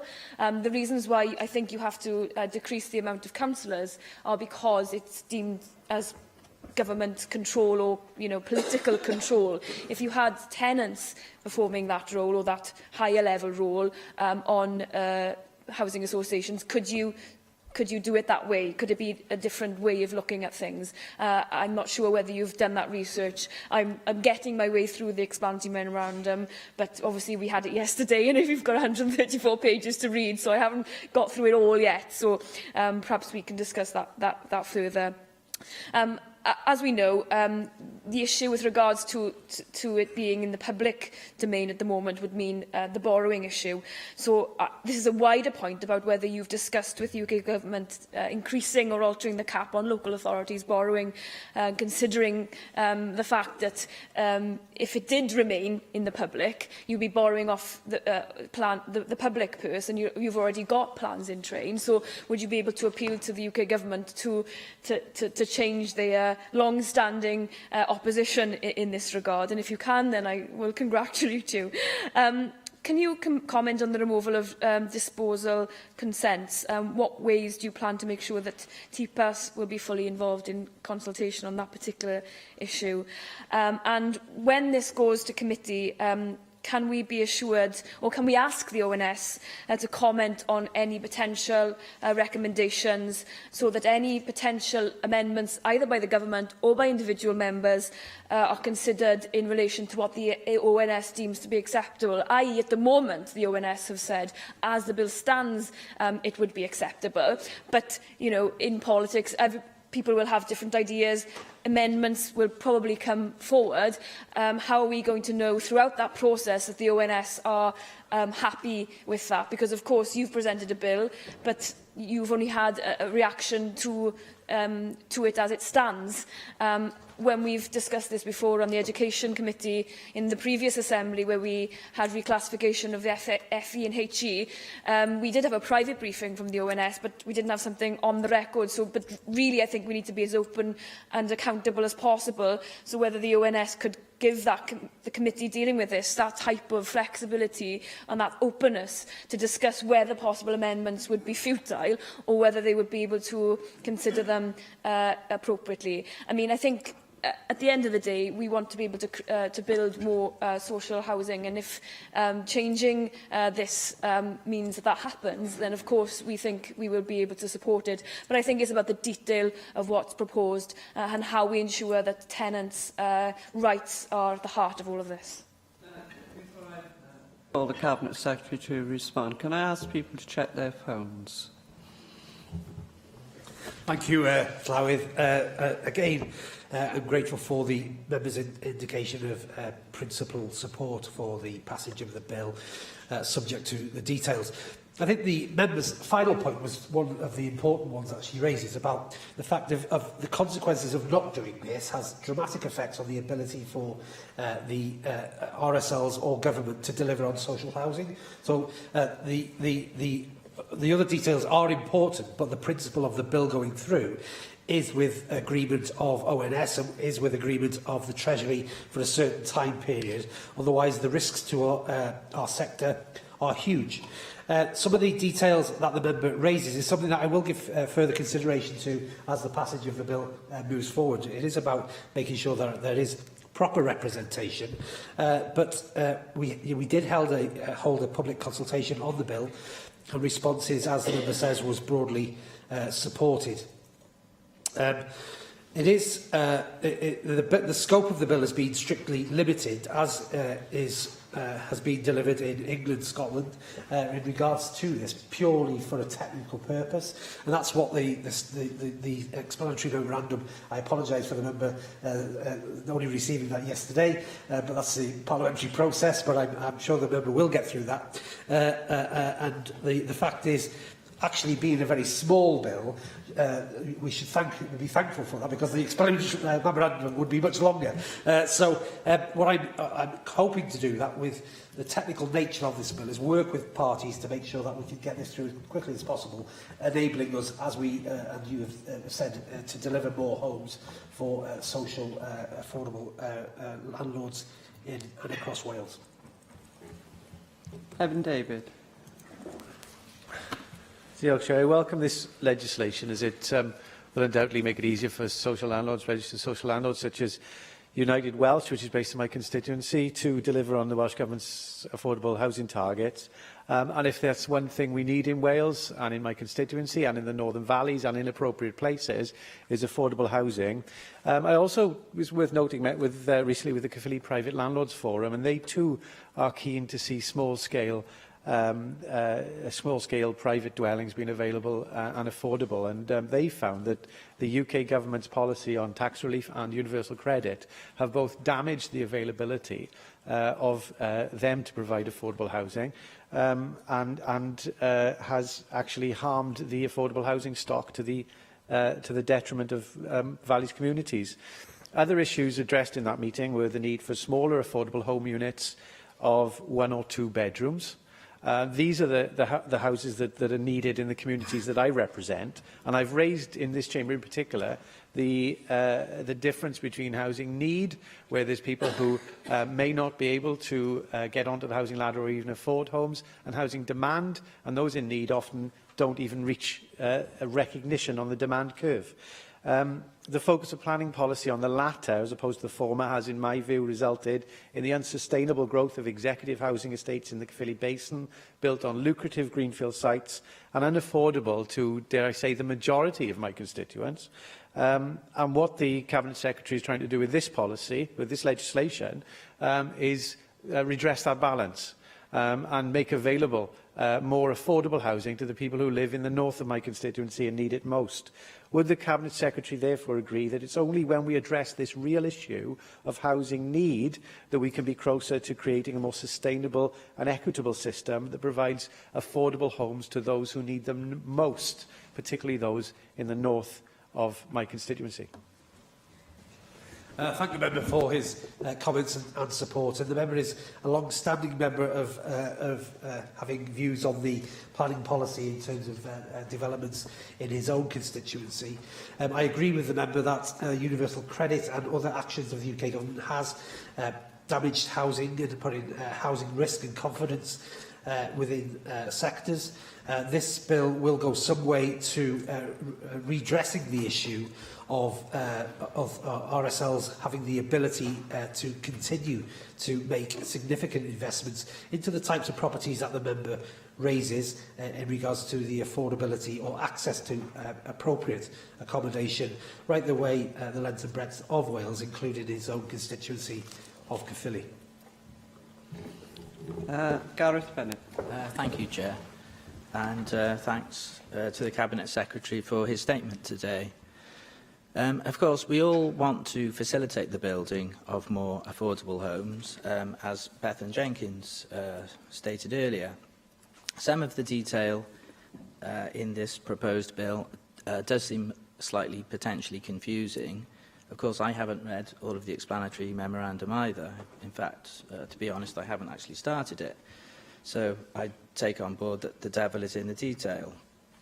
Now, the Minister states that RSLs fund a significant amount of their building activity by private sector borrowing. This is somewhat vague, as it doesn't tell us what percentage of the RSL's funding does come from the private sector, and hence what percentage comes from the public sector. So I would ask if it's possible he can clarify this. My understanding is that, regardless of the technicalities of the terminology, if a housing association in Wales got into financial difficulties, then it would be the Welsh Government effectively underwriting the debt. So could the Minister clarify this point, and whether this actually changes in any material sense under the provisions of his proposed legislation? Regarding the actual interaction between housing associations and the private sector, we have had recent news a couple of days ago about the Principality Building Society making a significant investment. So we know that housing associations are having considerable interaction with the private sector. Now, when Trevalis, who largely operate in the RCT area, undertook their last large-scale development, which was in Aberdare, it was done in partnership with Bellerophon, a private developer. Bellerophon developed private apartments in Cardiff Bay, which then funded the Aberdare social housing development. So I would ask the Minister, is this the kind of funding model which he thinks the housing associations should be following in future? Returning to the specifics of the legislation, the disposal of land, this was tackled by David Melding and by Bethan, so we have gone into this. We seem to be moving from a situation where if housing associations wanted to sell off land, it would require the express consent of the Welsh Minister, to a situation where they only need to notify the Minister. So given that there is a major housing shortage in Wales and we need to encourage housing associations to develop the land that they have, in what way does it improve the situation for the Welsh Government to make it easier for them to sell off the land? And is there an issue of accountability? We have touched on the accountability issue and the issue of the councillor representation on the housing association's boards. Now, it does seem potentially problematic if you are going to reduce the ability of the councillors to influence the housing associations on their boards. Now, I take on board that you've said, was it you or was it David Melding? Somebody said that most of the councils themselves were actually in favour of this, so I've noted that. But again, there is going to be an issue of accountability. So you yourself mentioned that there will be strong scrutiny of the housing associations, so I would ask how that would actually operate in practice. And I think Bethan Jenkins made the very good point that the tenants' rights are going to be of paramount importance, and if you do reduce the influence of the councils themselves, again, is it possible to increase the influence of the tenants? I know you've said that you're going to look at that, so if you've got anything else you could add, I'd be grateful. Thank you. Thank the member for his contribution. He started saying that it was confusing, and then he said he hadn't read it, which was even more confusing, on the basis to make an assumption like that. First of all, the whole purpose of the bill is to take this off the public borrowing sector because of the amount of money that is borrowed by housing associations. We would top our borrowing commitment in government, and therefore we'd have to take that money from somewhere else. We'd have to make a decision to invest in social housing and remove that money from health or another organisation. So this is a really important process, and the consequences of doing that is therefore deregulating a sector. However, I did say earlier on, with our framework powers that we have in place, gives us a very strong position of influencing the RSLs in the way that they operate. I think the member, alongside Bethan Jenkins and others, have said about the influence of the boards is an important one, and particularly tenants' representation. And I'll work with you to make sure that we get maximum support for that as we take the bill forward. The member raised also about particular funding models, about Trefalis in particular and the Bellerathon model. I don't have any views on which financial models RSLs should use, but what I do know is that their current relationship with the private sector is a good one, and we must maintain that longer term. Otherwise, for the fact, as I said earlier, we will not be building 20,000 more new homes in Wales. I will give the member and members some more detail as we move forward, but in particular, I don't have the detail in terms of the division of Welsh Government funding versus private sector funding. I will let them know that in my response as we move forward. But I hope that the member can bring himself and his party to support the process of this very important bill as we move forward. Jenny Rathbone. I'm delighted that the Cabinet Secretary is taking prompt action to get round the really unhelpful ruling by the ONS. And as we've seen, this has already been, legislation has already been passed in England to ensure that housing associations can go on being able to contribute really important housing for people who cannot afford to buy their own. And certainly in my own constituencies, housing associations like Cadwyn, Wales and the West, United Welsh have all delivered on new housing and refurbished housing for people in desperate need. So, for example, United Welsh, 40 one- and two-bedroom units opposite Cardiff Prison, which is essential for those who are affected by the bedroom tax. Cadwyn has redesigned an elderly building that was in desperate need of refurbishment for people who need supported living. Beautifully done. Architecture, really fantastic.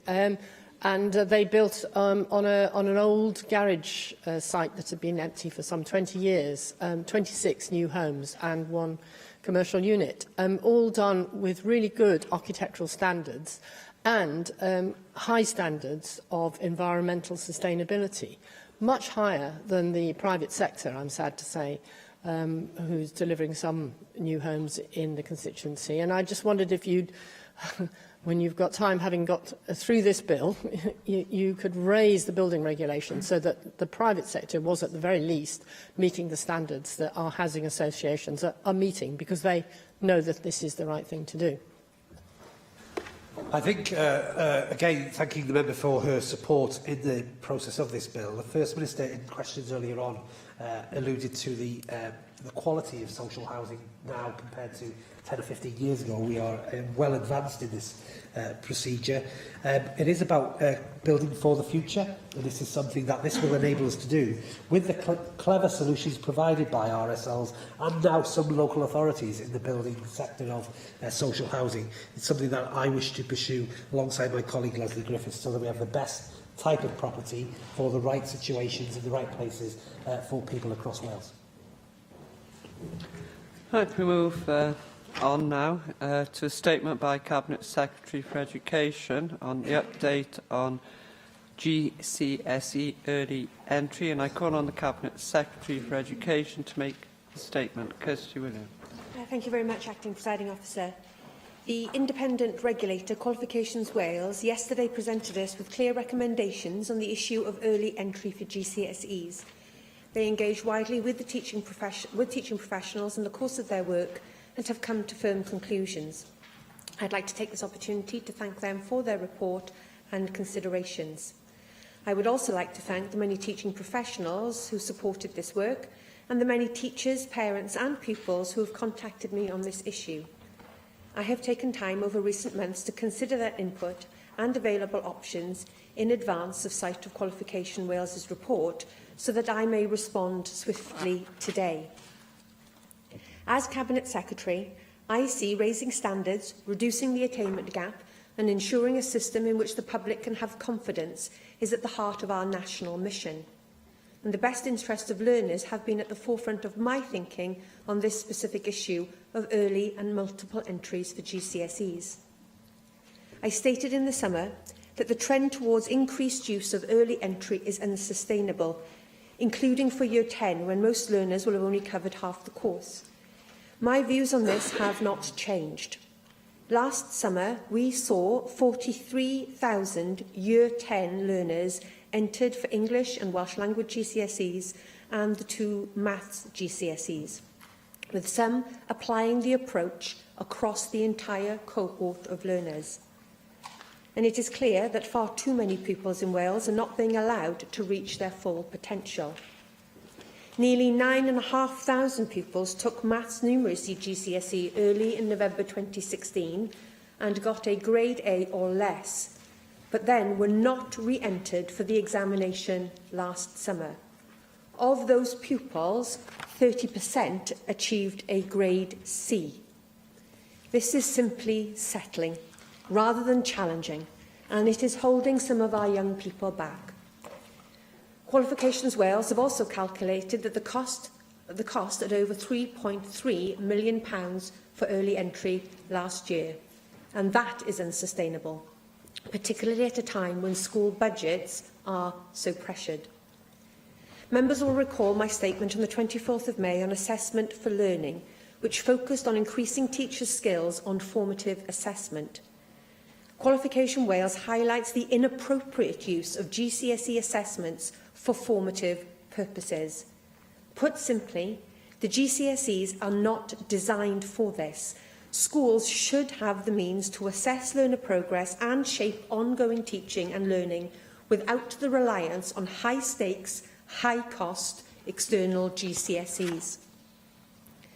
Qualification Wales's report highlights the complexity and the diversity of opinion on the issue of early entry.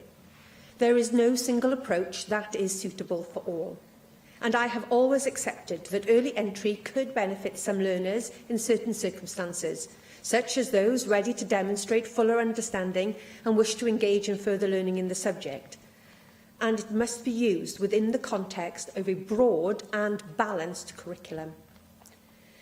Motivation impacts at the individual learner level, with the report showing a diversity of views from teachers.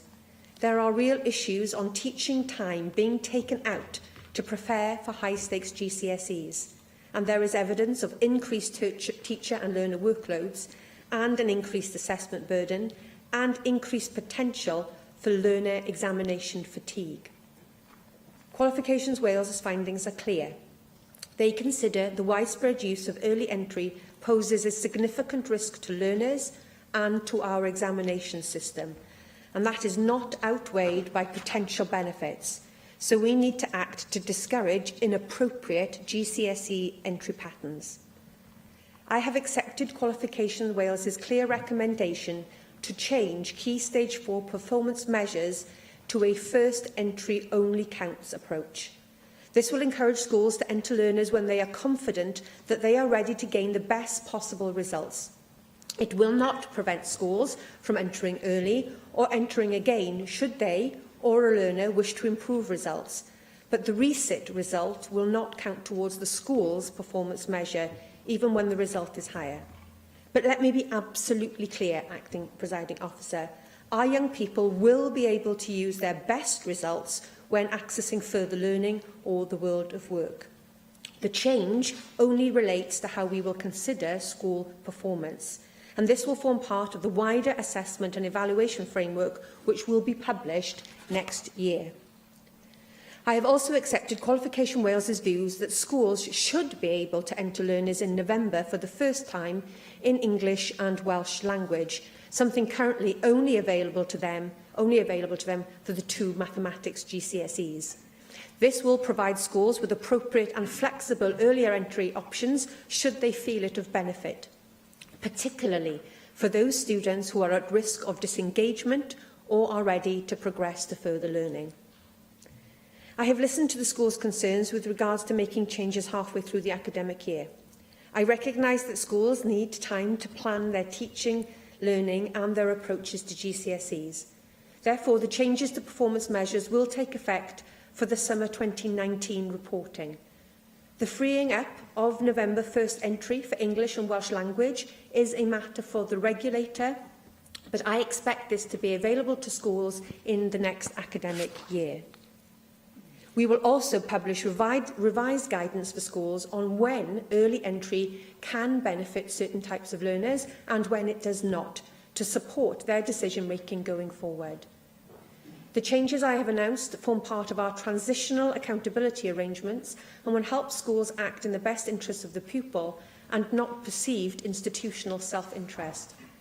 If we are always committed to putting the interests of the learner first and ensuring that they can reach their full potential, then we can be confident that we will raise standards and reduce the attainment gap. Diolch yn fawr. Paul Davis. Thank you, Acting Deputy Presiding Officer. And can I thank the Cabinet Secretary for her statement today and put on record my thanks for the work of Qualifications Wales in producing an excellent report.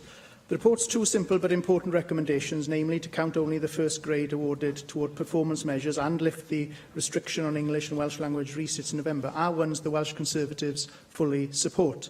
Whilst I welcome the statement today, I think what we also really need to be asking is why it's taken so long to get to this point. I know in other parts of the UK this matter has been addressed for a number of years, and I'd be grateful if the Cabinet Secretary can tell us why it's taken so long to address this issue of inappropriate early entry when the problems have been apparent for some years. Now, perhaps the Cabinet Secretary can explain why this issue hasn't been addressed before now. And I appreciate that she has only been in post for 18 months, but maybe there's been a specific reason why this matter has not been addressed before now.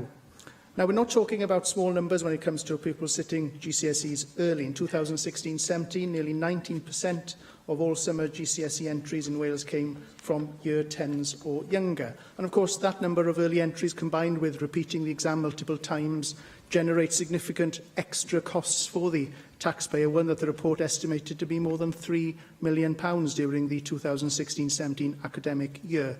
Had there been appropriate early entry options, then that cash could have been spent on more teachers, teaching assistants, textbooks and other parts of the education system. In addition, the report points to an inconsistency in school budgets to fund for early entry, which has led in some cases to schools asking parents to fund resits of exams, which is clearly unfair. Given this, will the Cabinet Secretary tell us what she estimates the savings of more appropriate levels of early entry to be once the changes she's announced today are implemented? And will she also look at the issue of parents being charged for resits by some schools so that parents don't find themselves in that situation in the future? Entering pupils early for GCSEs has arguably been more for the benefit of the schools rather than students in the majority of cases in Wales. As the Qualifications Wales report found, school performance measures are often seen as the driving force behind early entry. Schools use GCSE results for their secondary school performance regime, and that's put enormous pressure on teachers to maintain or increase students achieving results between that A star to C threshold. Of course, what's inevitably resulted from this practice are schools that are aiming for the lowest hanging fruit, C grades, rather than reaching for A stars, A's and B's. And as a result, more able and talented pupils are missing out on the top grades that they would have achieved had they been entered at the appropriate time, having benefited from sufficient classroom time to develop their learning. I appreciate that the Cabinet Secretary will be publishing revised guidance on early entry, but could you tell us how the Welsh Government will ensure schools are only putting forward students for GCSEs who are properly prepared and have studied the whole curriculum? And can she also tell us when will she be in a position to publish this revised guidance? Now, I accept from today's statement that in future the resit result will not count towards the school's performance. However, whilst schools will only take one result into account from early entry, my understanding is that pupils are required to disclose all their GCSE results on their UCAS application forms, not just their best results. Universities are more likely to take a student who took the exam once and achieved a C, rather than the one who took the exam 3 times before managing to achieve a C, and that could result in fewer Welsh students attending more competitive Russell Group universities in the future. Therefore, will the Cabinet Secretary confirm that she will monitor university entry amongst early entrants and multiple entrants to measure the impact of this specific issue?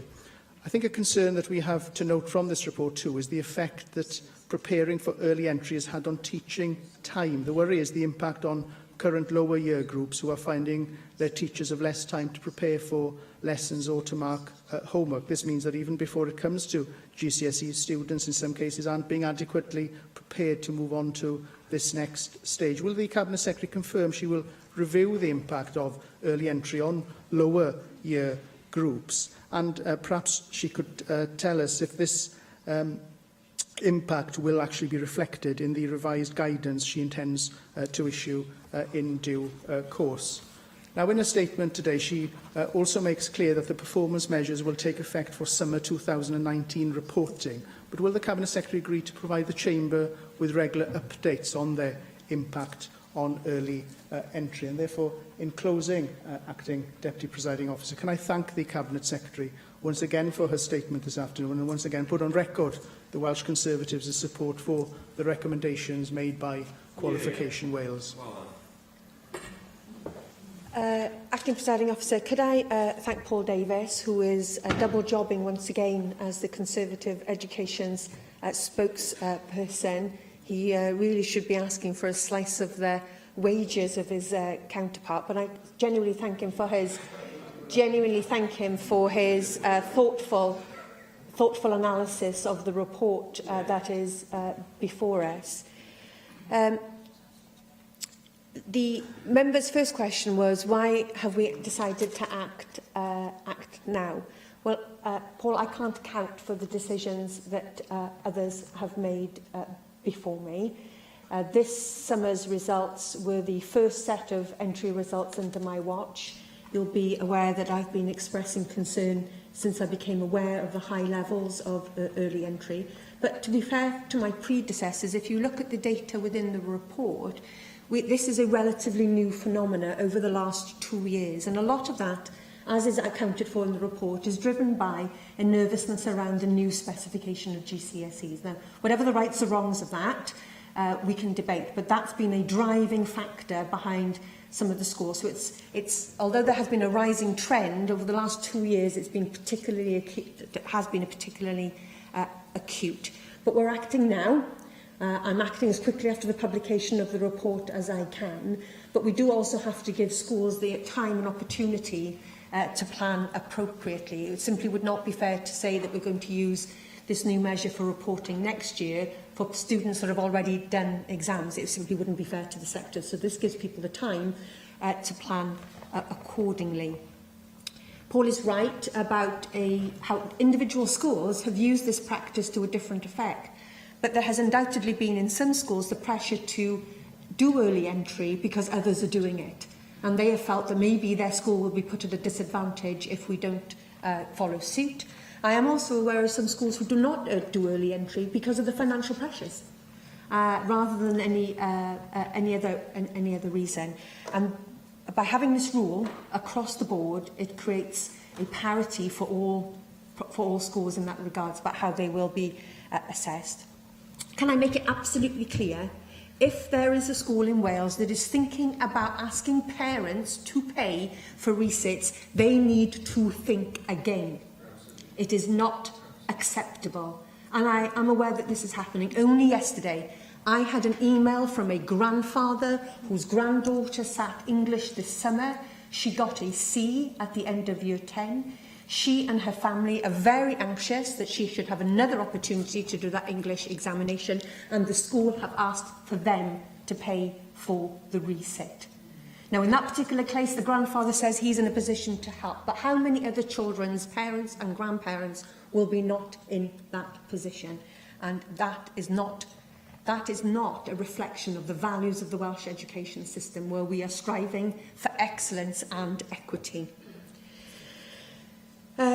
Member will be aware that a lot of this behaviour has been driven around accountability measures.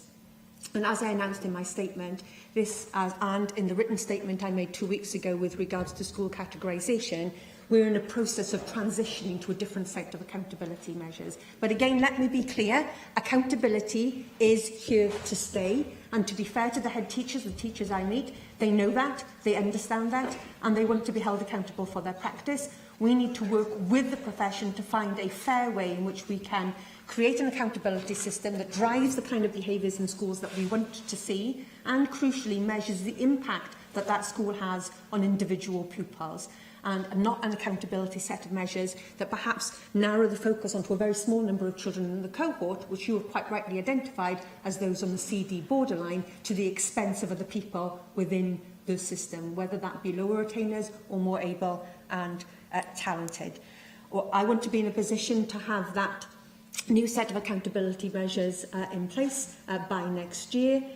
The revised guidance to schools will be released later this year, but we will be communicating this change to all stakeholders, schools, challenge advisors in regional consortia and LEA, and I would expect challenge advisors in regional consortia to be monitoring their individual schools' performance and patterns around early entry. Let me be clear, we're not stopping early entry, but it does have to be taken in the best interest of individual children, for them sitting at their exams at a time that is right for them and gives them the best opportunity to achieve the very highest grades that they are capable of. Lee Griffith. Diolch yn fawr, Dir Pwylywydd dros tro, a gai ddiolch i ysgrifennydd y Cabinet am ei datganiad. Prynawn yma gai hefyd ategu'r diolch i Cymwysterau Cymru am eu hymchwil nhw ac am rannu'r wybodaeth gyda ni hefyd o flaen llaw. Mae'n bwysig bod ni ddim yn anghofio, dwi'n meddwl, yn y drafodaeth yma pam bod hyn yn digwydd, a mae rhaid i ni atgoffa'n hunain bod hyn yn digwydd oherwydd mae'r hyn mae'r athrawon eisiau yw'r gorau i'r plant a'r gorau i'w ysgolion. A mae'n beryg bod hwnna yn cael ei gladdu yn y drafodaeth yma. Dyna pam mae'r sefyllfa yma wedi codi i bob pwrpas, ond mae rhaid i beidio ame, a dwi'n siŵr nad un i yn ame, cymhellion yr athrawon i fyny y gorau i'w myfyrwyr a'r gorau i'w ysgolion. A mae hefyd yn bwysig, fel mae'r ysgrifennydd Cabinet wedi'n atgoffa ni yn ei datganiad, i ni gydnabod bod na werth a bod na bwysigrwydd mewn caniatau i ddefnyddio arholiadau tygau yn gynnar, a dwi'n croesawu'r ffaith bod y Llywodraeth yn mynd i gyhoeddi canllawiau penodol ar hynny, oherwydd dwi yn meddwl bod hwnna yn mynd i fod o gymorth sylweddol. Fel ddwedes i, dwi'n croesawu y datganiad, a dwi hefyd yn croesawu yr hyn mae'r Llywodraeth yn bwriadu i'w wneud yn sgil cynnwys y datganiad. Mae yna un cwestiwn yng nghefn yn meddwl i serch hynny ynglyn â elfen gyfyngedig rhywsut yr ymchwil mae Cymwysterau Cymru wedi ymgymryd ag 59 o weithwyr proffesiynol yn y sector addysg yn beneithiad ysgolion, yn beneithiad adrannau, yn athrawon ac yn y blaen. Dim llywodraethwyr ysgol, dim rhieni, ac yn bwysicach na dim, wrth gwrs, dim ymgynghoriad gyda'r disgyblion a'r myfyrwyr i hunain. Yr unio bobl sy'n cael ei effeithio fwyaf gan y penderfyniad yma. Ble mae llais ieuenctid yn y drafodaeth yma, a ble mae llais bobl ifanc yn y penderfyniad yma, oherwydd dwi yn meddwl mae'n wendid yn y broses os nad i ni wedi bod yn trafod gyda yr union bobl sy'n cael ei effeithio fwyaf gan hyn. Ac mae Cymwysterau Cymru hunain yn dweud bod nhw wedi, oherwydd cyfyngiadau yr ymchwil yma, bod nhw wedi methu ymgymryd ag ymchwil pellach fydde yn rhoi ffynonellau o dystiolaeth ychwanegol mwyn gwerthuso y datganiadau wneithbwyd iddyn nhw gan yr athrawon. Felly, yn gwestiwn cyntaf i chi, ysgrifennydd Cabinet, yw, ydych chi'n hyderus bod ganddoch chi'r holl dystiolaeth sydd angen arnoch chi i wneud y penderfyniad yma, a sut allwn ni fod yn sicr bod yr holl leisiau sy'n cael ei effeithio gan hyn wedi cael ei clywed ac wedi cael y cyfle i gael ei mynegu yn y drafodaeth sydd wedi arwain at y penderfyniad yma, oherwydd mae y farn wedi bolereiddio'n eitha clir yn diwedd safbwynt y dystiolaeth mae Cymwysterau Cymru wedi i glywed. Rhai yn teimlo bod nhw'n gryf o blaid yr hyn sydd yn digwydd, a rhai ar y llaw arall yn teimlo bod y ffordd anghywir i fynd o'i chwmpas. Ac mae'r polareiddio yna i fi yn mynnu bod y dystiolaeth sydd gyda ni mor gyhyrog ac mor robust ac sy'n bosib cyn dod i'r penderfyniad yna.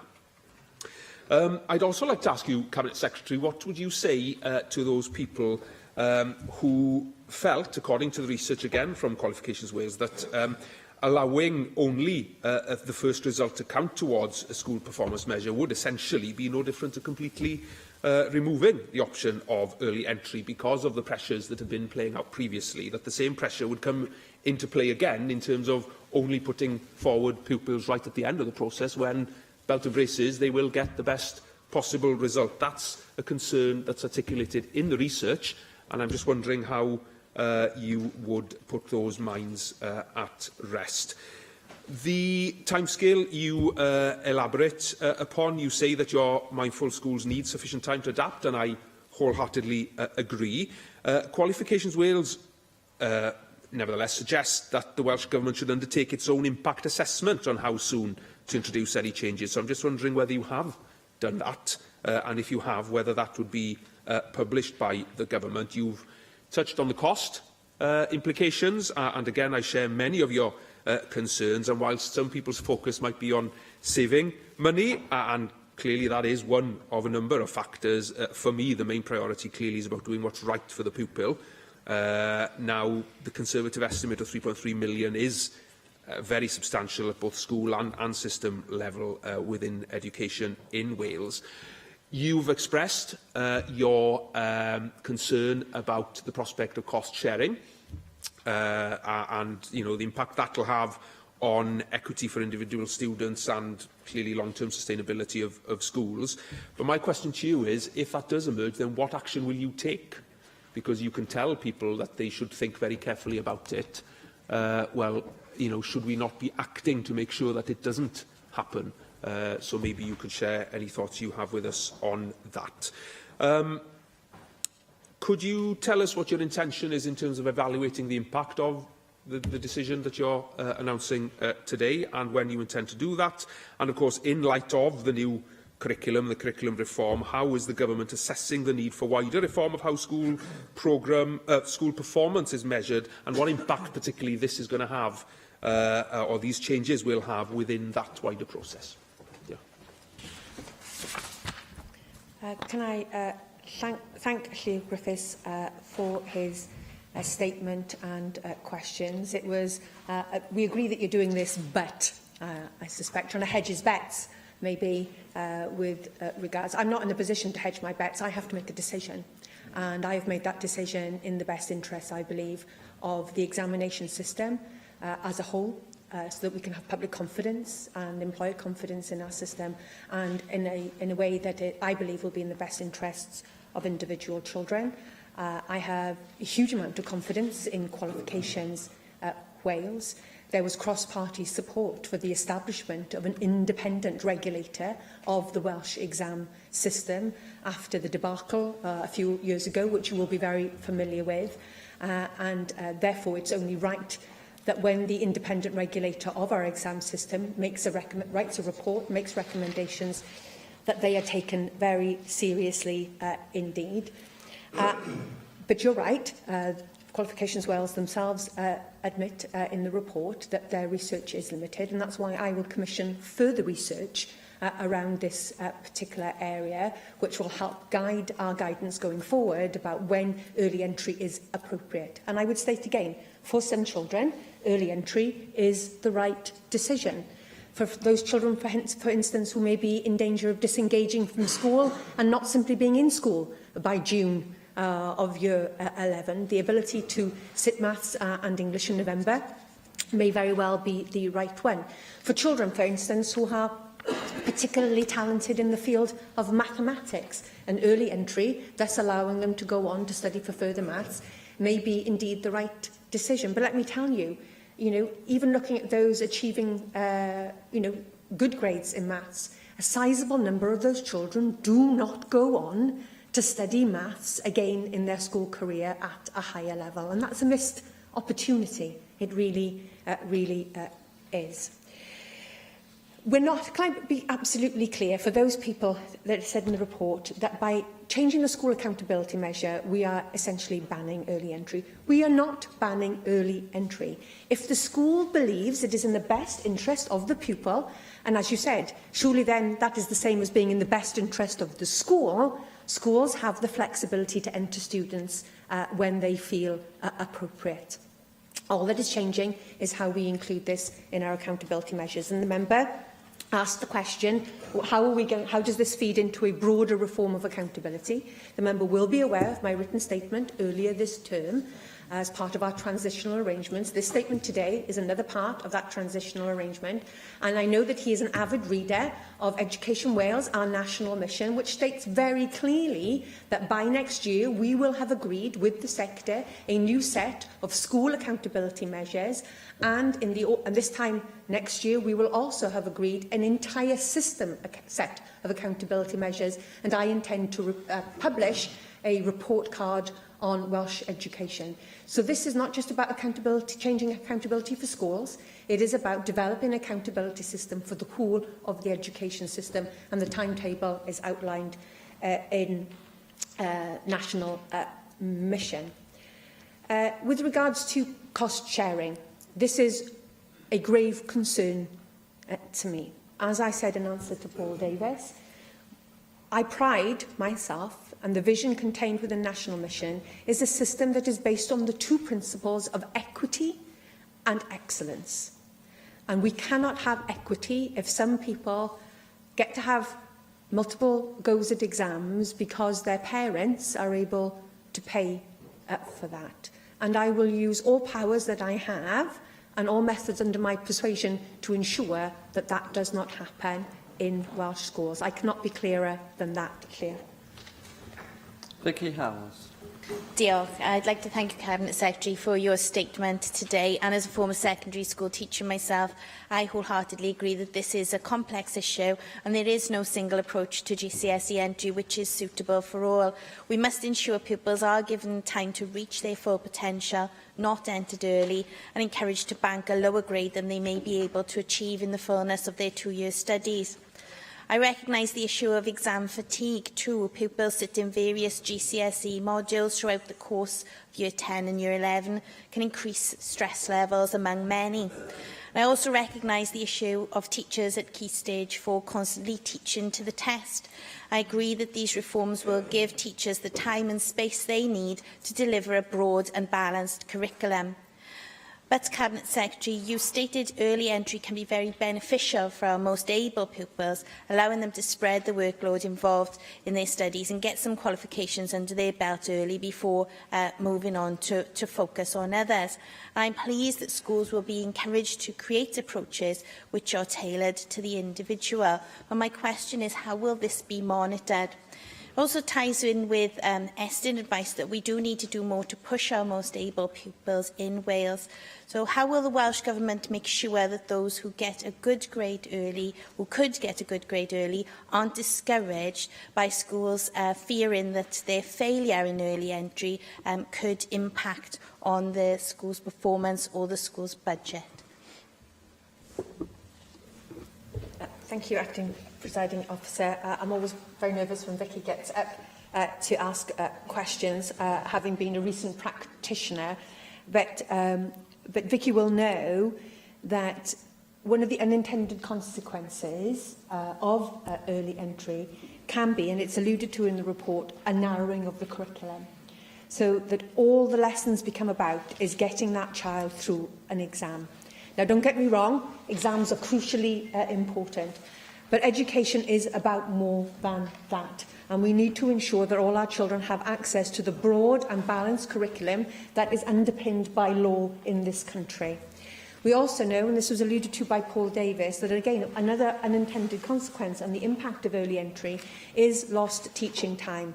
That can be in the issue of pupils lower down the school, whose teachers are displaced to get children ready for a continuous set of external exams, or it can be at the expense of subjects not English, Welsh or maths. And as a history teacher, I'm sure Vicky might have been aware of that, where certain subjects are regarded perhaps as less important, and lesson time for those subjects gets squeezed. And again, that's an unintended consequence of some of these practices, which I hope these changes today will alleviate.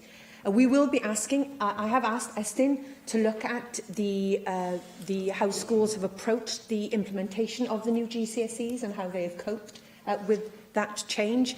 The report acknowledges that those new GCSEs has been one of the main drivers for such a large increase in early entry, and we will be reflecting on that.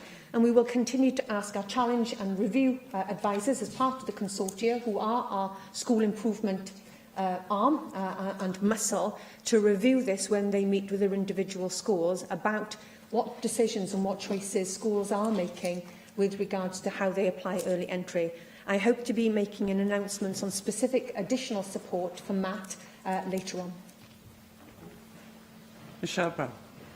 Thank you, Acting Presiding Officer, and thank you for your statement, Cabinet Secretary. I commend Qualifications Wales for conducting this research and for publishing the report. And I also agree with the sentiments expressed in your statement, Cabinet Secretary. It is interesting to note that the report comments that there has been no substantive research into the views of professionals on early and multiple entry for examinations. Can the Cabinet Secretary please explain why this is? The Labour Party, which has been in control of the Welsh education system for 20 years now in one way or another, is supposedly plugged into the unions. So why do you think it's only now, thanks to Qualifications Wales, that the opinions of educational professionals have been sought on the issue? The report also mentions that Welsh Government's guidance on early and multiple entry was greeted far from enthusiastically by some of the teaching profession. So where was the Welsh Government's understanding of the issue when they produced that guidance? There appears to have been a serious and long-term breakdown in communication between the teaching unions and the Labour Party, I'd suggest. I'm pleased that you've decided to implement the 2 recommendations made by the report. However, it's disappointing that, were it not for this report, you wouldn't have any suggestions for dealing with the problem.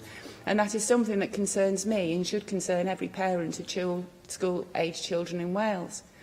Apart from implementing the 2 recommendations made in the report, what are you doing to tackle the root cause of the problem, which is not necessarily schools entering their students for exams early, but the excessive stresses and pressures they're trying to avoid by doing so? So whilst I welcome these ideas that have come from Qualifications Wales, they clearly only deal with the symptoms of an underlying and undeniable illness in the Welsh education system, not the root cause itself, which is a lack of vision sadly matched by a lack of analysis and planning by the Welsh Government. Qualifications Wales have confirmed that some schools are taking actions that are not putting the educational interests of our children first, despite obviously not wanting to. They're being forced by government to do so. I wonder if you agree with me, Cabinet Secretary, that it's a damning indictment on this government that they have brought about an education system that does not have the education of Welsh children as its top priority. What would the Lib Dems have done differently, or are your party happy with a Labour perspective that makes a school more worried about its reputation on paper than the life chances it bestows on its pupils? Thank you. Can I just very briefly say, Acting Presiding Officer, that I enjoy a very challenging but productive relationship with the trade unions, and that is how it should be. They have things they say to me that I agree with, and I have things that I say to them that they disagree with, but we will move the education system forward in partnership. The member says that we have no vision for education. I would refer her to the very statement which she asked me questions about just 2 weeks ago. Education Wales, our national mission, has been widely welcomed by those in the sector and sets out very clearly this Welsh Government's vision for our education system. What is clear from this report is that there have been some unintended consequences around flexibility for early entry. I, at the earliest opportunity, on the evidence provided by the independent regulator of our exam system, is making a decision and making that call.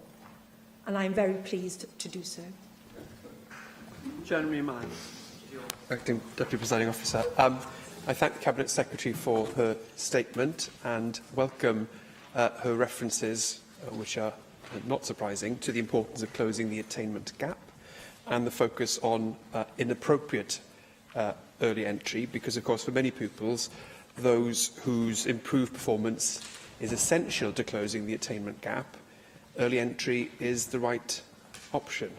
The ability, in the context of a standalone study and entry opportunity, to focus on that qualification and benefit from more intensive support, it can be very important for particular students to gain the best possible result, which is important in its own terms, but also in terms of giving them the boost to their academic confidence to continue staying on in education. So I welcome the fact that she will be bringing forward guidance on when early entry is appropriate for some students. I wonder if she could share what her reflections are on how schools that make judgments in accordance with that guidance in the best interest of individual pupils will not be penalised for having done so through revised performance measures.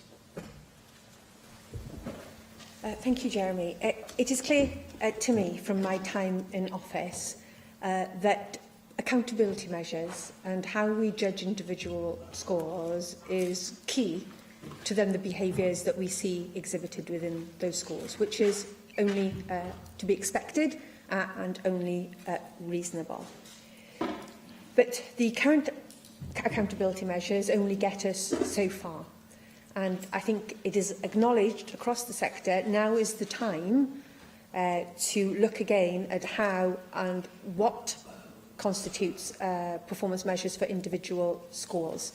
And as I said, we are transitioning away from the old way of doing it to a new system that will be announced next year.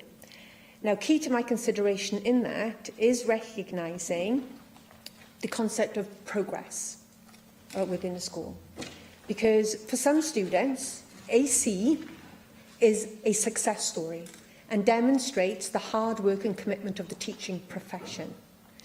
However, if a student came into your high school, predicted, from their abilities at the end of year 6 to be somebody who has the potential to go on and get an A star, C is clearly a disappointing result. And we need to come up with an accountability system that recognises the impact that schools have on the progress of the children they make. Because each child is an individual, and each child's set of results will be very reflective of their own innate capabilities. And we need an accountability system that recognises the impact of schools and recognises that success looks very different for very different individuals.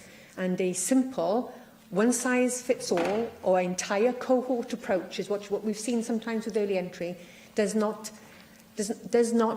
serve the best interest of individual pupils.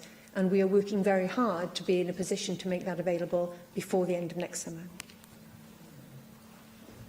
Thank you, Cabinet Secretary. Move on now to the legislative consent motion on the telecommunications infrastructure relief from non-domestic rates bill. And I call on the Leader of the House. I welcome this opportunity to explain the background to the legislative consent motion. I'm grateful to the Economy, Infrastructure and Skills Committee for considering the LCM and for the report it's produced. The committee considers there's no impediment to the Assembly agreeing the LCM. The UK Government introduced the Telecommunications Infrastructure Relief from Domestic Rates Bill on the 4th of July, following an announcement in the Chancellor's Autumn Statement 2016. The bill contains provisions to introduce a 5-year non-domestic rates relief scheme for new full fibre infrastructure. And this is to incentivise the rollout of new full fibre broadband infrastructure and future 5G communications to homes and businesses. This will help to deliver our Taking Wales Forward commitment to build a united and connected society by offering fast, reliable broadband to every property in Wales. The details of any relief scheme would need to be developed, costed and consulted upon. I believe these provisions fall within the legislative competence of the National Assembly for Wales. However, I am content that these provisions should be made in the bill for both England and Wales so that Wales has fibre relief parity with England to support its investment and ensure that Wales is not perceived as a more expensive place to deploy new fibre. I therefore move the motion and request the Assembly agree this legislative consent motion. Adam Price. Dwi'n diolch ar llywydd. Does dim llawer i ddweud i wrthwynebu yr cais yma. Dim ond gofyn am ychydig o ymhelaethu, dweud y gwir, gan ysgrifennydd busnes i ddeall yn iawn y broses oedd yn arwain lan at y penderfyniad yma i ofyn am yr memorandum, i gytuno i'r memorandum cydsyniad deddfwriaethol. Mi oedd hi'n sôn am y prif gymelliant, fel wy'n deall, yw'r gofid y bydd Cymru yn cael ei weld fel lle llai ffafriol ar gyfer buddsoddiad yn y cyd-destun yma. Sy'n gallu gweud ychydig yn fwy ynglyn â'r broses o Llywodraeth Cymru wedi mynd drwyddi i ddod i'r casgliad hynny.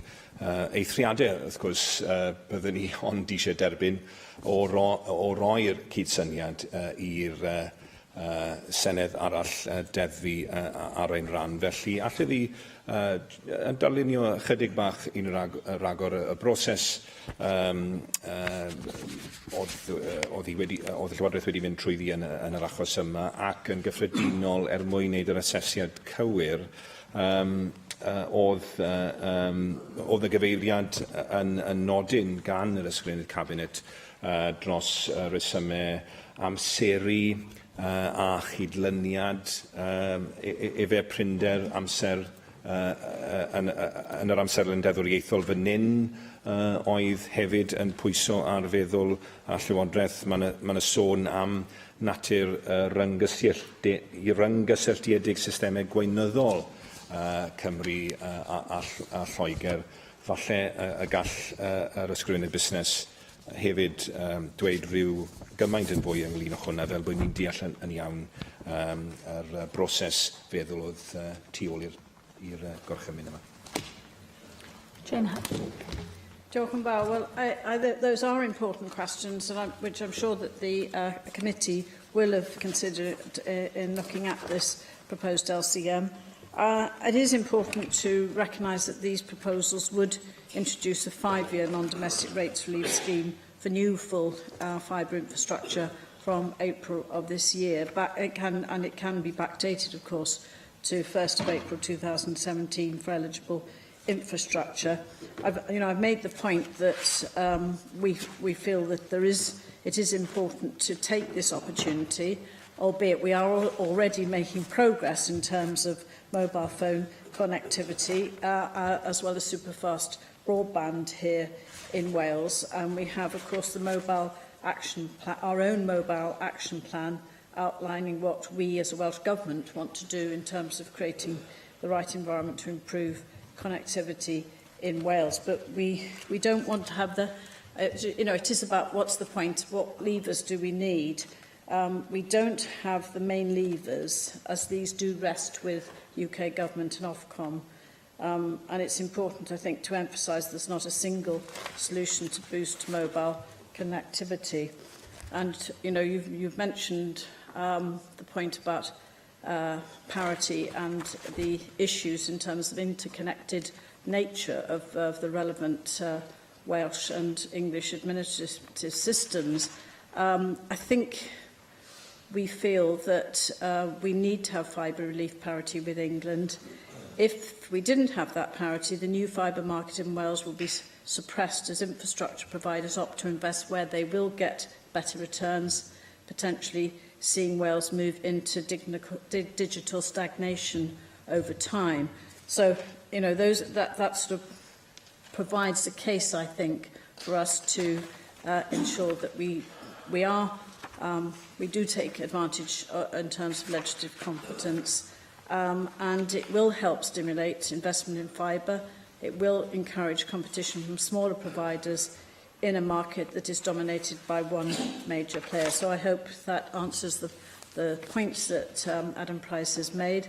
Of course, the provisions, just finally, give the Welsh ministers in relation to Wales powers to prescribe further conditions that must be met for the relief to apply, powers to set the levels of the relief by prescribing the amount of relief in regulations, and powers to impose duties or confer powers on valuation officers.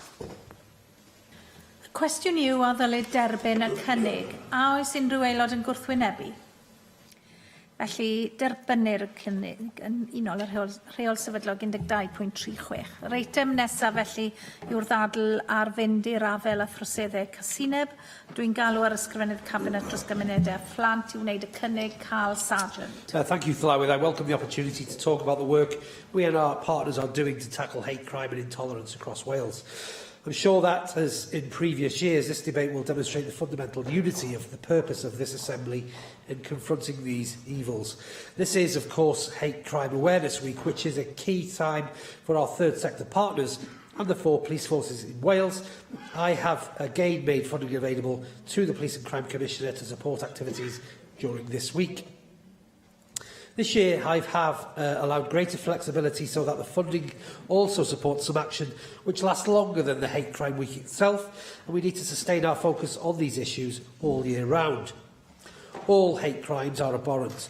We have seen a number of awful incidents across the UK this year, and I would like again to extend my sympathies to the victims, their families and everyone affected. We know that the impact of such atrocities reaches far beyond those who are directly involved, with lifelong effects. So the same is true of many other hate crimes, even though they may be on a smaller scale and often go unnoticed by the wider world. Hate crime has devastating and long-lasting effects on people and communities. In 2014, we launched Tackling Hate Crimes and Incidents, a framework for action, which sets out our commitment to challenge hostility and prejudice across all protected characteristics. The framework includes objectives such as prevention, support and improving the multi-agency response. One of the short-term goals of the framework was to increase the number of victims coming forward to report. We've had a lot of success in this area, and victims must have the confidence to report what has happened to them and know how to do so. They need to be able to secure justice, and they also need to access support and advocacy in the aftermath of sometimes devastating crimes. This morning, the Home Office released its 16-17 hate crime figures. They show that 2,941 hate crimes were reported in Wales during 16-17, which is a 22.3% increase on 15-16. Much of the increase is likely to be due to an increase in the rate of reporting, and this is welcome. Information from the Crime Survey of England and Wales shows that between 2012 and 15, only 48% of hate crime victims were reporting them to the police or to a third-party reporting centre. Since then, a lot of work has been done through Hate Crime Framework to increase awareness and confidence of victims in coming forward. The number of hate crimes reported in Wales has increased year on year, demonstrating the value of the work the Welsh Government, the police, the third sector and other partners have put in. We have seen similar increases in the number of cases being dealt with by our National Hate Crime Report and Support Centre. And last year, 2,655 cases were handled by the centre, a 21% increase compared by the previous year. 17-18, 1,238 victims have already received advice, advocacy and support from the centre. The centre plays a vital role in supporting all victims of hate crime in Wales, and I've confirmed funding for the centre until 2020 to ensure the services can continue. Our partners on the Hate Crime Criminal Justice Board, Cymru, also play a vital role. They include the 4 police forces, Police and Crime Commissioners and Crown Prosecution Service. They examine processes and make sure that the reporting system is working from the point of the first reporting to the stage where the case is taken to court. Earlier I said a part of the increase in hate crime announced by the Home Office was probably due to an increase in reporting by victims. Nevertheless, Llywydd, we must always recognise that it is in part likely due to a real spike in hate crimes in 16 and 17 also. We've heard from police forces, the National Hate Crime Report and Support Centre, third sector agencies, local support groups of the real concern at the rising number of hate crimes committed last year. And we must not ignore this evidence from experienced, professional and dedicated people who are dealing with this on a daily basis. They tell us, for example, of people recently enduring racial abuse from neighbours that they've lived alongside for many years who have never expressed such views before. Of people being shouted at simply for speaking a language other than English, in some cases where language being used was Welsh. Even of disabled people suffering abuse on buses and trains. So we must continue to work with our partners to counter hate and build cohesion in Wales, and we've been working closely with them to maximise the impact of our work and build communities where hate crime is not tolerated and victims are supported to the utmost. For example, we've strong links with our faith communities across Wales. The First Minister and I met with Faith Communities Forum twice a year. Indeed, yesterday we met to discuss matters affecting the economic, social and cultural life here in Wales. This reflects the Welsh Government's commitment to working with faith groups at all levels to promote understanding and foster community cohesion. It is important we're able to express our views, to listen with respect to others and to improve how working together helping to keep Wales a tolerant society. We're working closely with the police to strengthen collaboration on monitoring and responding to community tensions, and we need to have an effective short-term response to emergencies and long-term work to build resilience and community cohesion. Community tensions raise levels of fear and anxiety, threaten the peace and stability of communities, and can also lead to crime. Some tensions manifest themselves in disorder, damage or physical violence. Others' effects are less visible, making people feel vulnerable, excluded and fearful when they go about their daily lives. With effective monitoring of tensions, we can intervene to prevent hate crime and distress. It is about being early and upstream of this. We need a step change in understanding, respect and acceptance. We need more and more people to celebrate diversity rather than fear it, recognising that Wales has always been enriched by people of many backgrounds, cultures and of faith. So we will continue to work closely with a large number of partners to strengthen our shared message. Together we will put forward consistent, positive messages in communities throughout Wales to challenge prejudice, discrimination and counter hate. We have a number of initiatives to prevent young people from being drawn into far-right activity. No society is immune from the threat of extremism or terrorism, but we are working to ensure Wales remains a safe place to live and work. There are well-established structures across Wales to tackle all forms of extremism. These structures come together under Contest and the Extremism Board Wales. Our approach to countering extreme terrorism includes, for example, challenging extremism, a module as part of the Global Citizenship Challenge in the Welsh Baccalaureate, and education plays a vital role in addressing hate. Schools need to be clear about their arrangements to challenge unacceptable words and behaviours, including racism, and support child victims. We are updating our anti-bullying guidance, Respecting Others, which was published in 2011, and we've already engaged with stakeholders and will be working with children and young people this autumn. Social media plays a big role in our lives of most of us, and this is especially true of young people. The availability of and use of social media brings new problems with cyberbullying and cyber hate, and we continue to work with police services across Wales and the Hate Crime Report and Support Centre to raise awareness of this need to report cyberbullying abuse and to monitor this Llywelyn. I'm grateful for the opportunity to take part in this debate and look forward to the contribution of many members during this afternoon's debate.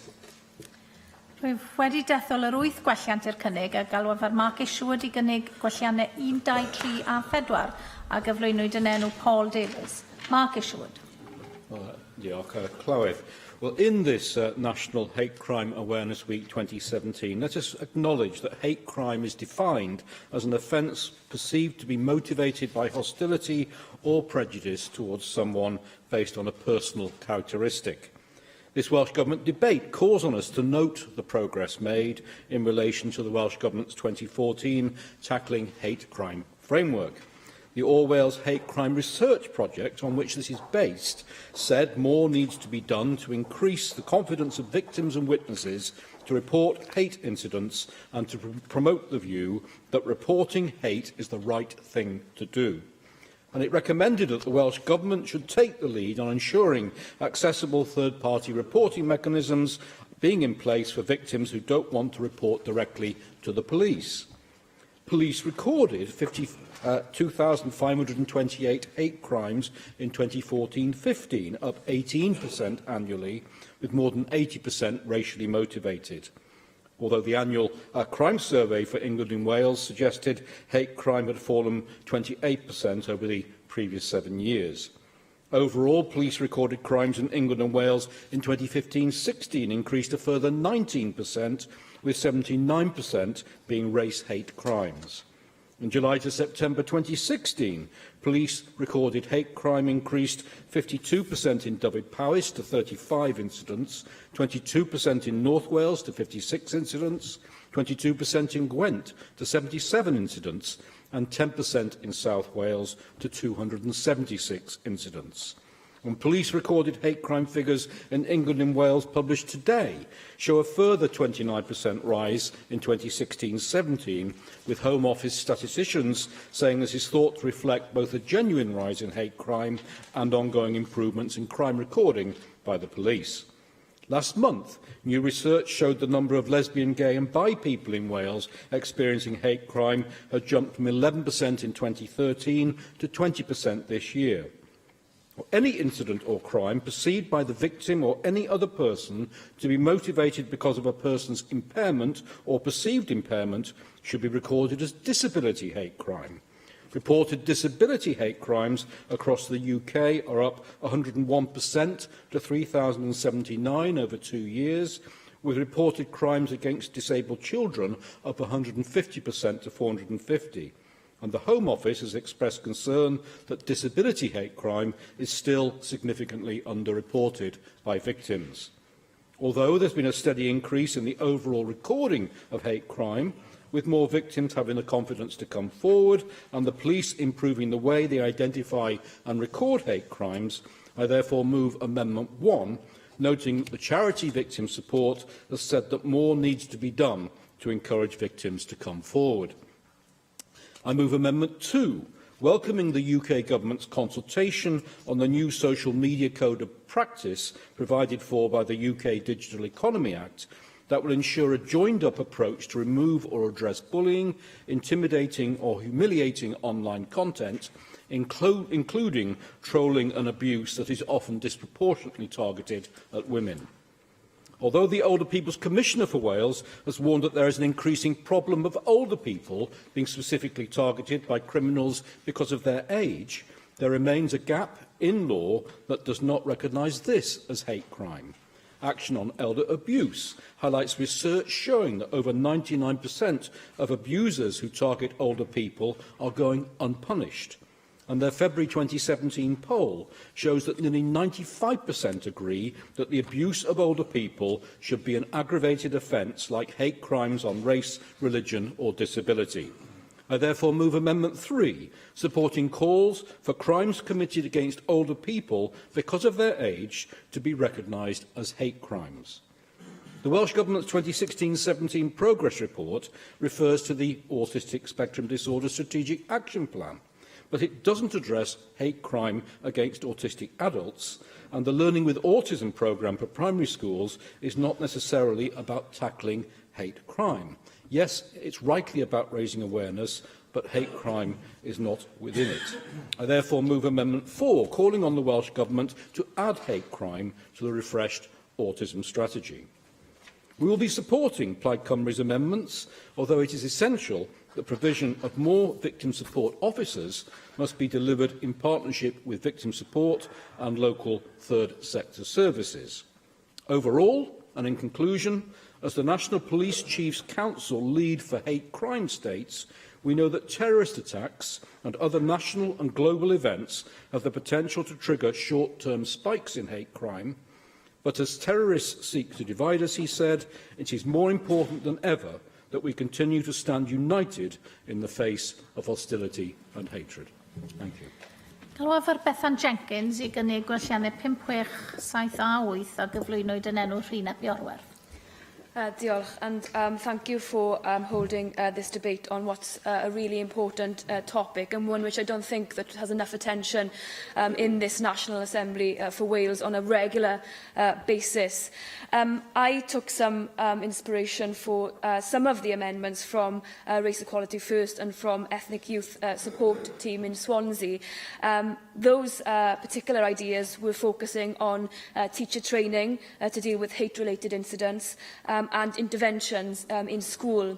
I think what's important to recognise is that people's social views are framed from a very young age, and what I found from the Ethnic Youth Support Team in Swansea when I visited there a few weeks ago was that they're having specifically tailored workshops towards some people they're identifying in the school that are coming out with potentially racist comments or derogatory comments at an early stage in their youth careers in school, to try and understand why they are coming out with such views and what manifests itself myself in those views. I think it's very complex, but I think if we invest money in that preventative agenda, we will be able to affect change.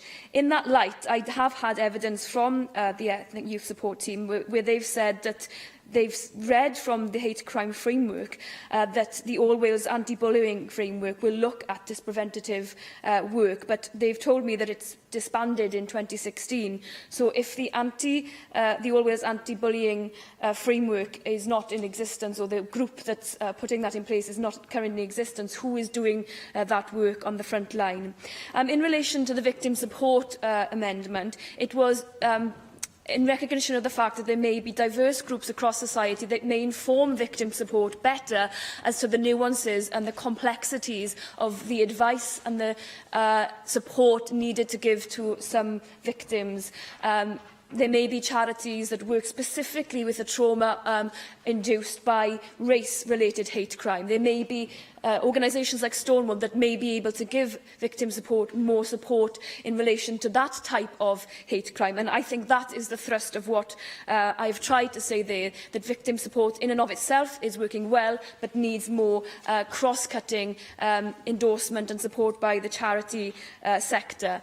And I think what's important also to note is our attempts as a party and as a nation to increase community cohesion. This should be at the heart of everything that we do in relation to hate crime, especially given that it's been reported that hate crime against Muslims often are higher when media report on a terrorist incident. We have to address those very real concerns, because we have communities of Wales where people are suffering as a result of actions taken by other people, and it's not in their name. I realise Amendment 1 has caused some conflict before this debate happened. It's not to say that only men suffer from being victims of radicalisation from the far right, but it is a recognition that we could start somewhere, and to start with men in this particular group. I don't apologise for trying to have the debate, but I can understand if perhaps it could be more nuanced, and we will consider that in future. But I think sometimes, as I've said to people before I came here today, we know that young men commit suicide more often. We know that they need to have targeted support.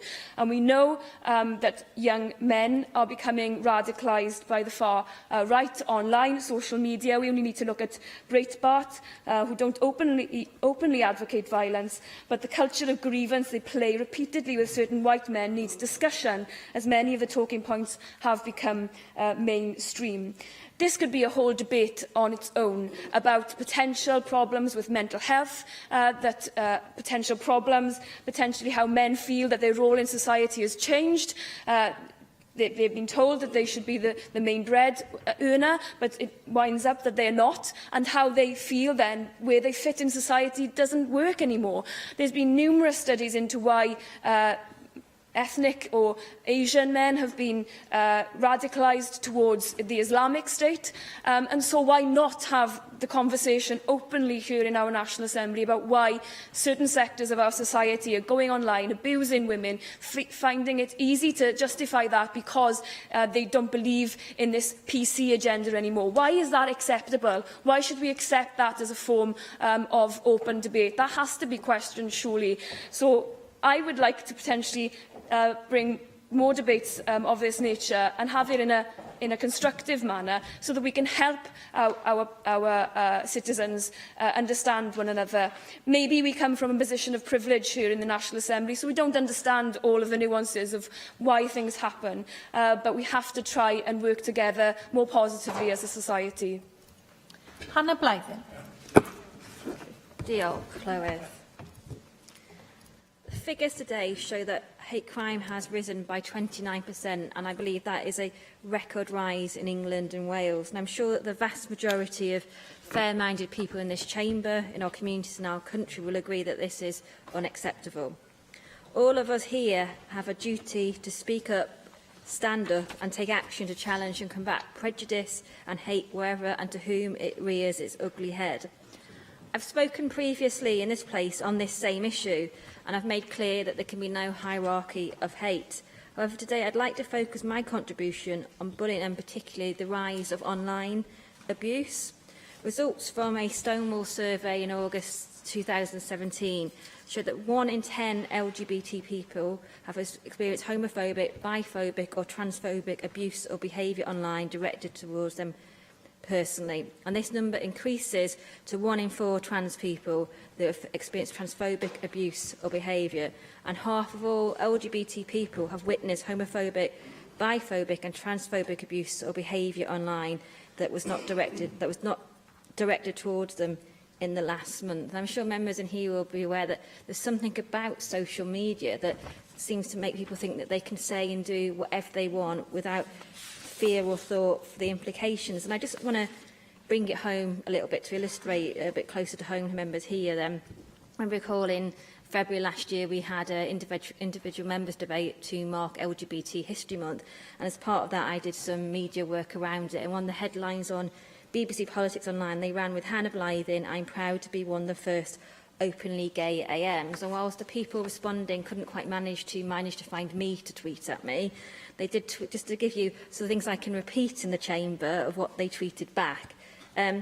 Why do people think that the vast majority care what their sexual preferences are? How does that make you a better AM? And I am utterly disinterested. Identity politics is so boring. Who cares who she sleeps with? Now, my absolute favourite, and I say this with a hint of sarcasm, was somebody here saying, well, this is England. But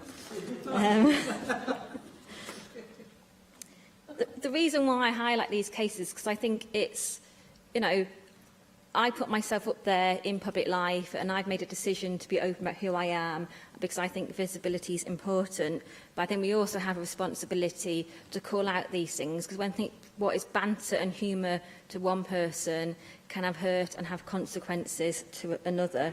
So we need government and public bodies to act swiftly and seriously to deal with incidents of online abuse, keeping individuals informed on the progress and any actions that have been taken. I also think that the global social media players need to take both online hate and abuse more seriously and have more stringent standards and effective measures in place to hold those perpetrators to account. Government and other stakeholders need to work together with the police to develop more effective responses to hate online, and in consultation with the people that are impacted and the organisations there that to support them.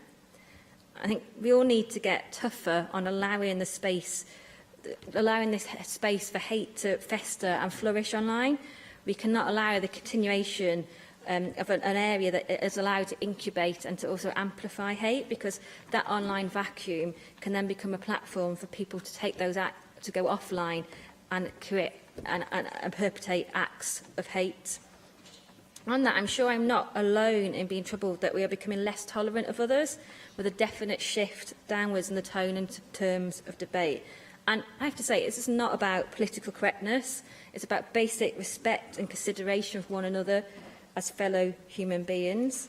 And I think, we must acknowledge and act on why people perhaps feel alienated and distant from the political system. I think a lot of that is economic factors underneath it.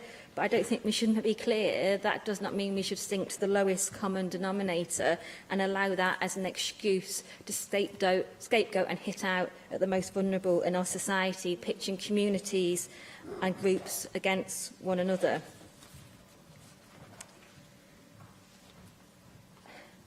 I get the feeling sometimes when we're having some of these debates that there's people that somehow think that progress on legislative equality has tipped the balance the other way. And I think we need to be very clear on this, that equality for me does not mean less rights for someone else. Equality, by its very dictionary definition, is a state of being equal, especially in status, rights or opportunities. And we need to remember that, and we need to always speak out in support of that. So this Thursday, I will be speaking at an event at St Asaph Cathedral to mark 50 years since the decriminalisation of homosexuality. The event will provide an opportunity to look at our history and hope for the future. My contribution will be looking at the future and the Wales and the world we hope to one day live in, a future Wales and world where I hope each and every one of us can live our lives as we are, for who we are, free from fear, prejudice and hate. And the onus is on each and every one of us to make this a reality. So let us lead in speaking out, stepping up and stamping out hate and discrimination. Diolch yn fawr. Neil Hamilton. Well, I think we should start this debate by saying that what is true, that we live in a much less prejudiced society today than 50 years ago when I was young. And that's a very good thing. And I approve of the government's strategy on hate crime, and I appreciate the tone in which the Cabinet Secretary started off this debate. But one thing that does concern me about debates on hate crime is that we tend to get it out of perspective. Hate crime is, of course, abominable, and I speak as a victim because I once had my nose broken when I went to the aid of a gay friend of mine who was being attacked by homophobic thugs, and the perpetrator of that crime subsequently went to prison on account of it. I've also been on an IRA list for quite a number of years, and therefore I was under threat of being murdered. So I do understand what hatred is all about when you encounter it in a real sense. But we have no far-right party today which is active in British politics of any size. The BNP has disappeared, the EDL is insignificant, and I think we should celebrate that. We don't have the problems that some European countries have, and therefore we shouldn't get this out of perspective. I think we have to accept also that the figures that are reported as hate crimes really tend to exaggerate the extent of the problem.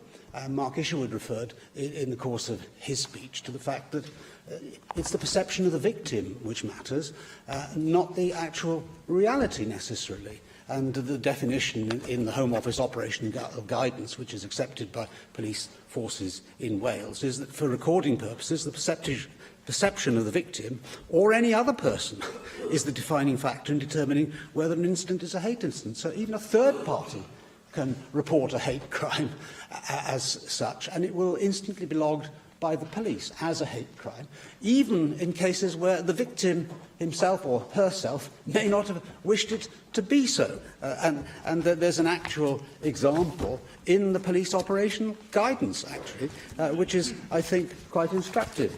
A heterosexual man walking through an area near a gay club is verbally abused in a way which is offensive, doesn't constitute a public order offence. He reports the incident but doesn't believe it to be homophobic or want it recorded as such. But the officer taking the report down can himself record that as a hate crime, even though the victim doesn't want to. And the perception of the victim is not to be challenged in any way. Now, I accept that if there's a challenge to be made, then it should be done in a sensitive manner, but surely we must base public policy upon actual facts and not just upon perceptions. The other point that I want to raise in this debate is the attempt to use this issue of hate crime in order to grind political axes. We often hear it related to Brexit, and we often hear it raised in connection with people who believe that it's very important for the purposes of community cohesion that we should have sensible controls on immigration. And I think that this demeans us, actually, and reduces the value of our political debate, because surely we can accept that if you're concerned about immigration, you're not necessarily a racist, and you certainly don't believe that hate crime is a good thing. Of course, there are racists who want to control immigration for their base reasons, and there are people in all political parts of the spectrum, just about, who engage in political abuse. I mean, I have, from time to time, been the recipient of it myself, and anybody who wants to know what online abuse is about should go and see what's read about me, which often invites me to perform various physical acts which are not within my capabilities. But it's or indeed anybody's for that matter, and so I'm well aware that if you take these things seriously, that it can be very hurtful. In politics and public life, we tend to be pachyderms, so we can brush this sort of thing off. And in what we might call normal society, then we may not find that quite so easy to accept. And so I agree very much with what Hannah Blythin said in her contribution, that this is all about basic respect for individuals and their differences. And I don't believe that people should be abused or subject to physical violence simply on account of personal characteristics which they can't alter, or indeed for their political beliefs. Just in winding up, I will say that, of course, we are happy to note the motion, and indeed, as I already said, to support the government's strategy overall. We will not support the Plaid Cymru amendments. We're going to abstain on those, because I think they're drafted in rather a tendentious way. And that goes back to what I said at the opening of my speech. I haven't time to I'm afraid, dilate further upon that today, but I think there is widespread acceptance in this House, universal acceptance of the general principles under which underlie the government's policy, and we will support them in that endeavour. Dawn Bowden. Diolch, Llywydd. And I think, seeing as everybody else is also talking about their online experiences, I'll just say a little bit about mine. I've certainly been trolled by far-right extremist organisations for doing little more than supporting an event that I attended in the Senedd called the Wales, the Nation of Sanctuary. And I think actually Leanne Wood was trolled by the same organisations for attending the same event. And we were accused of trying to create a Muslim caliphate in Wales, just to, when really what we were trying to do was to offer a sanctuary for Syrian refugees trying to escape the horrors of that civil war.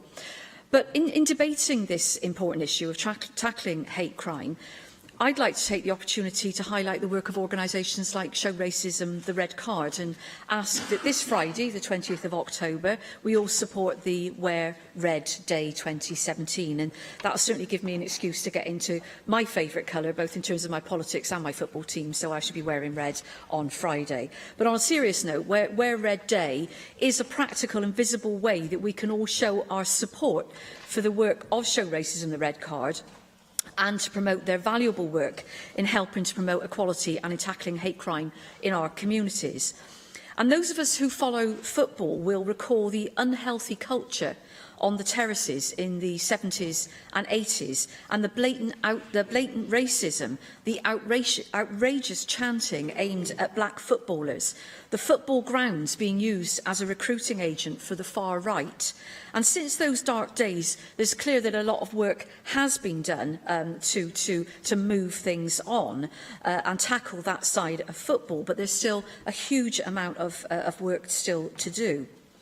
In my previous role in Unison, I was certainly very proud to be part of the arrangements for establishing Show Racism, The Red Card in Wales, and I'd like to place on record my thanks to Unison for their vital funding of that organisation in those early important days.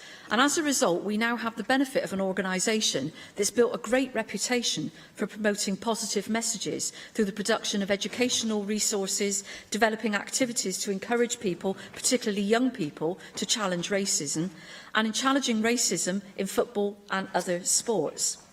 And I would encourage all Assembly colleagues to get in touch with Show Racism, The Red Card, and take the opportunity to see their work in action across Wales, in schools, in sports clubs and in the community, because such grassroots activity are absolutely vital in changing attitudes, providing positive role models, and in building those early interventions that will help to deliver more tolerance and equality in our communities. And it's this type of work, changing attitudes and providing positive role models, that will also be central to tackling homophobia in sport, but most particularly in football. Removing hatred towards the LGBT community is the next big challenge. And once again, as a football supporter, I will know that we've made progress in tackling homophobia when football players are comfortable with their own sexuality in sport and are out and proud and not afraid. So I'm sure that the Assembly will wish to encourage Show Racism the Red Card as one part of the tackling hate crime agenda in Wales. But we should also continue to support Stonewall Cymru and others as we help to rid our communities of hatred, racism and homophobia. All the work that we support to prevent the hate crimes in our communities is important, and we should focus efforts on those organisations and initiatives that help to prevent the risks. And that is why the work that the Welsh Government is doing in this area is to be so warmly welcomed. Thank you. John Griffiths. I represent Newport East, which is ethnically diverse. I was born and brought up in Pillin, Newport, which is ethnically diverse, much more so now than in my youth. And the EU enlargement, for example, has added considerable pace to that. There have always been tensions, I think, in such areas along racial lines, but it certainly has got worse in my experience in recent times, partly because of the perceived terrorism threat, and partly perhaps because of the pressures around EU enlargement. So I do think it's timely that we have this debate today. And what I wanted to concentrate on really was how we go about setting messages and making it as clear as possible that we don't want xenophobia, we don't want hostility, we don't want mistrust, and we don't want misunderstandings. And in that respect, I think it's very important that all of us as frontline politicians say the right things, and so do organisations with key roles to play, but civic society more generally, and really that people at large, communities at large, understand the importance of countering the sort of sentiments, the sort of prejudice and discrimination that none of us want to see in Wales. Because I think all of us, you know, even personally, would be able to remember examples of where somebody in our company has said something, you know, that was wrong, factually wrong, was discriminatory, was prejudicial. And, you know, there possibly have been times when we've spoken out against it and made them aware of our contrary views, as it were. But there have also probably been times where we haven't, for all sorts of reasons, you know, and I would include myself amongst those with that experience. And increasingly, I think, you know, all of us, people at large, need to understand the importance of countering the sort of views, the sort of prejudice and discrimination that do lead to problems, you know. It doesn't stop there always. When people say those things, it creates an atmosphere, it can lead to incidents. So if we want more integrated and cohesive societies, I believe everyone has a responsibility, and we need to say that, we need to make it as clear as possible, and we need to support organisations that get that message across.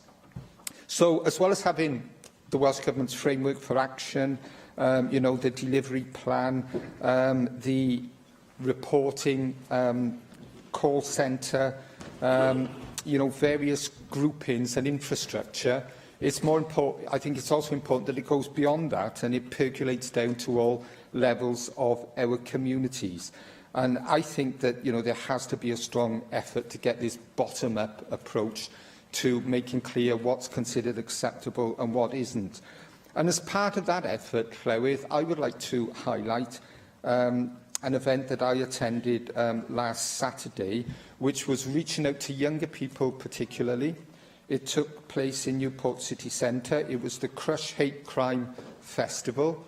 It ran through the afternoon and into the evening at a couple of venues. It continues its efforts through the week.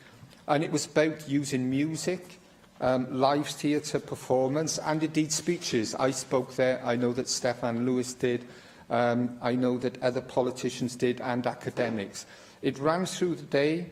It had a good audience. And it sought to bring these various media together, music, speech, theatre performance, to get the right messages across, to get, I hope, a lot of media coverage, and to start helping to build this effort to show what we consider to be acceptable and unacceptable. I well remember others here might Llywydd rock against racism and how powerful it was quite some time ago now, and how it had a lasting legacy which continues to this day. So, you know, you can use music, you can use art and culture as part of the general effort to bring about what I think we all want to see. So I hope the Cabinet Secretary will be able to pay tribute to these efforts, because it's not easy to organise, you know, a programme of events. It takes a lot of time, a lot of effort from a lot of people and a lot of organisations. I believe it was very effective. I believe we need more of it.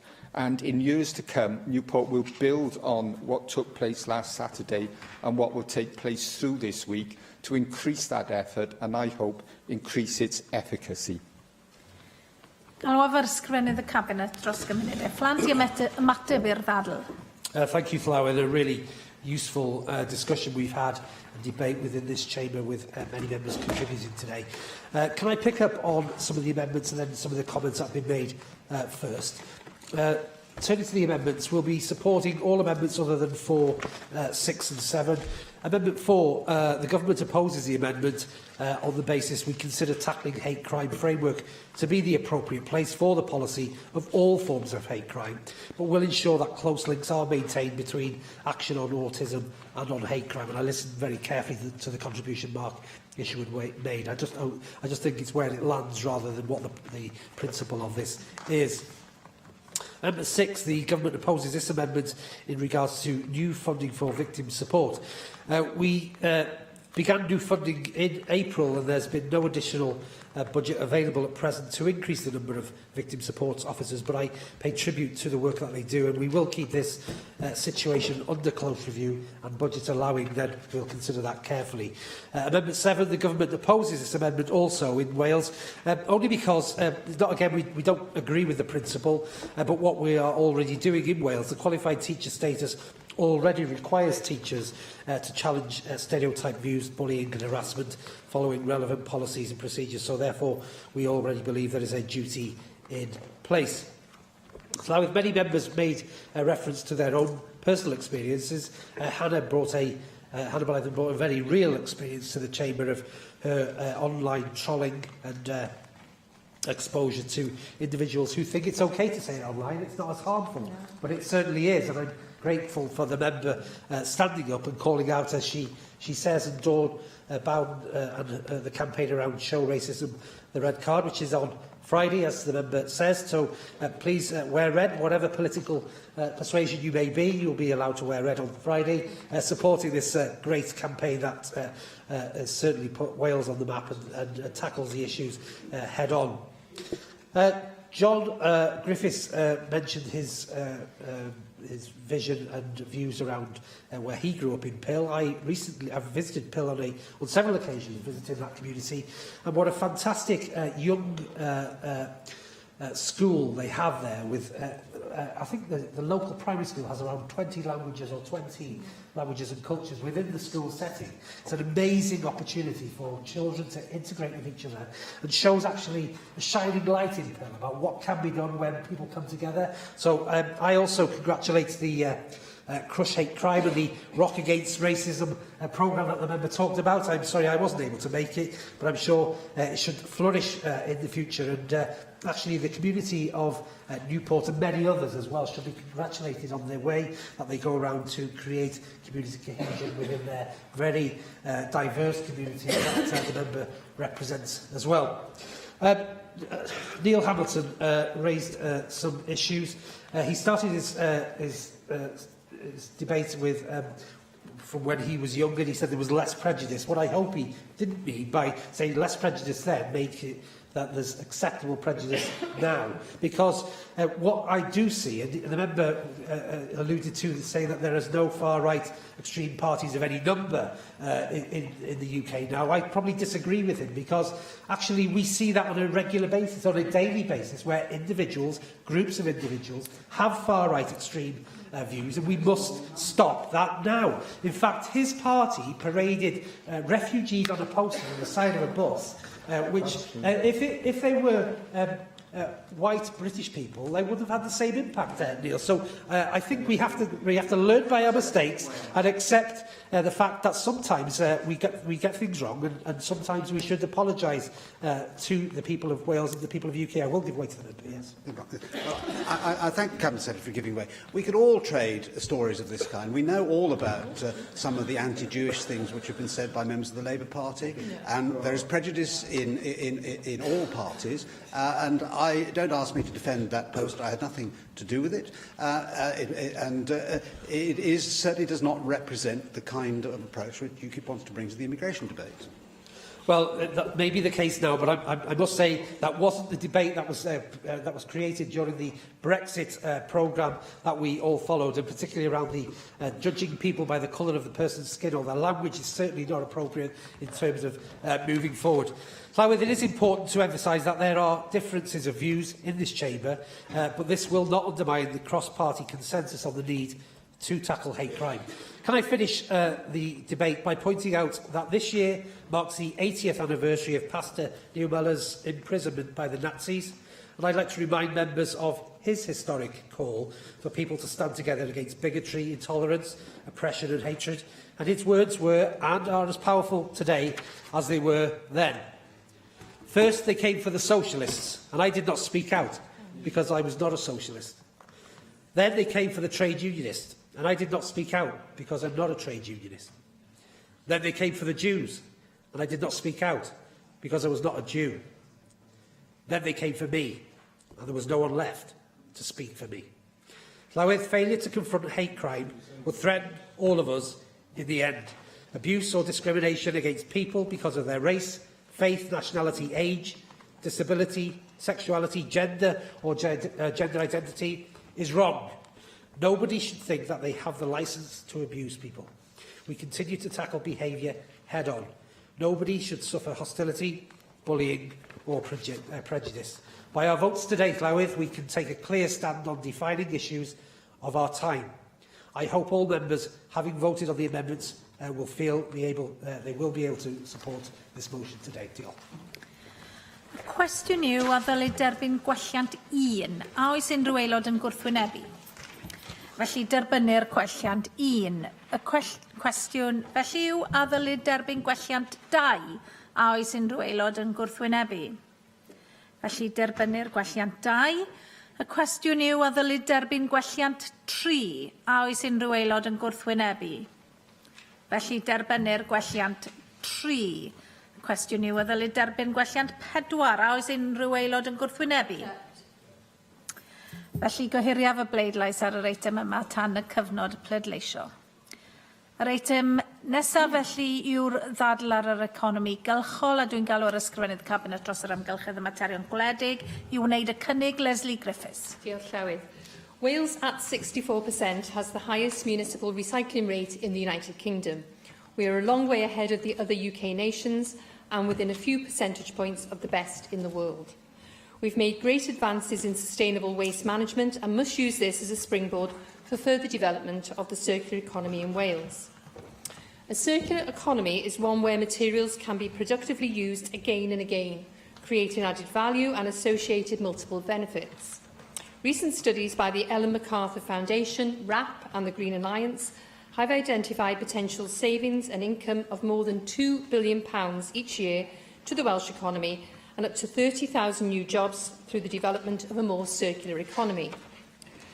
We need to place much more value on the resources we all too often take for granted, reduce what we use and, wherever possible, keep materials and goods in use for longer. We must move away from the throwaway culture we are all too familiar with and encourage behaviours which will help protect our environment. The success we've seen in Wales is largely due to the clarity and direction of the National Waste Strategy for Wales towards zero waste. I want to continue to work closely with all interested parties, from the citizens of Wales to local authorities, business and the third and public sectors, to ensure progress towards our ambitious targets is maintained. Achieving a more circular economy is a challenging task which involves all parts of the supply and waste management chain. Last year, we asked WRAP to set up a circular economy task force for Wales, involving representatives from manufacturers, retailers, local authorities and the waste industry. Their initial focus has been on plastics, where in Wales we have a significant number of diverse manufacturing companies producing moulded plastic products and components. RAP is working with stakeholders to produce a plastics route map with the aim of creating a better market for recycled plastic in products made in Wales. This will help create jobs in Wales and reduce our reliance on overseas markets for waste plastic. The Welsh Government has allocated capital funding of £6.5 million to develop a significant number of small-scale capital projects to assist SMEs in making the transformation towards a circular economy approach. We need to see more circular economy business models developed in Wales. Through procurement activities, the Welsh Government and the public sector can lead by example by saving money as a result of sustainable product selection, waste prevention, reuse and recycling.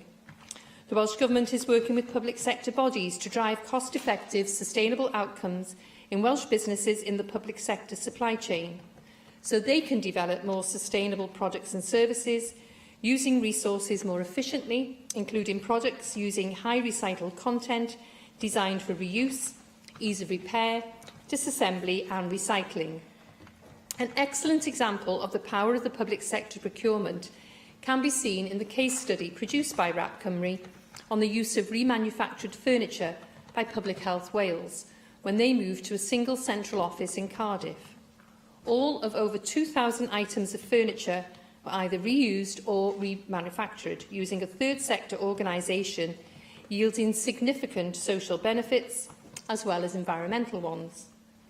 I am committed to drive forward policies which will deliver on a more circular economy for Wales and will be introducing additional measures to increase resource efficiency in Wales.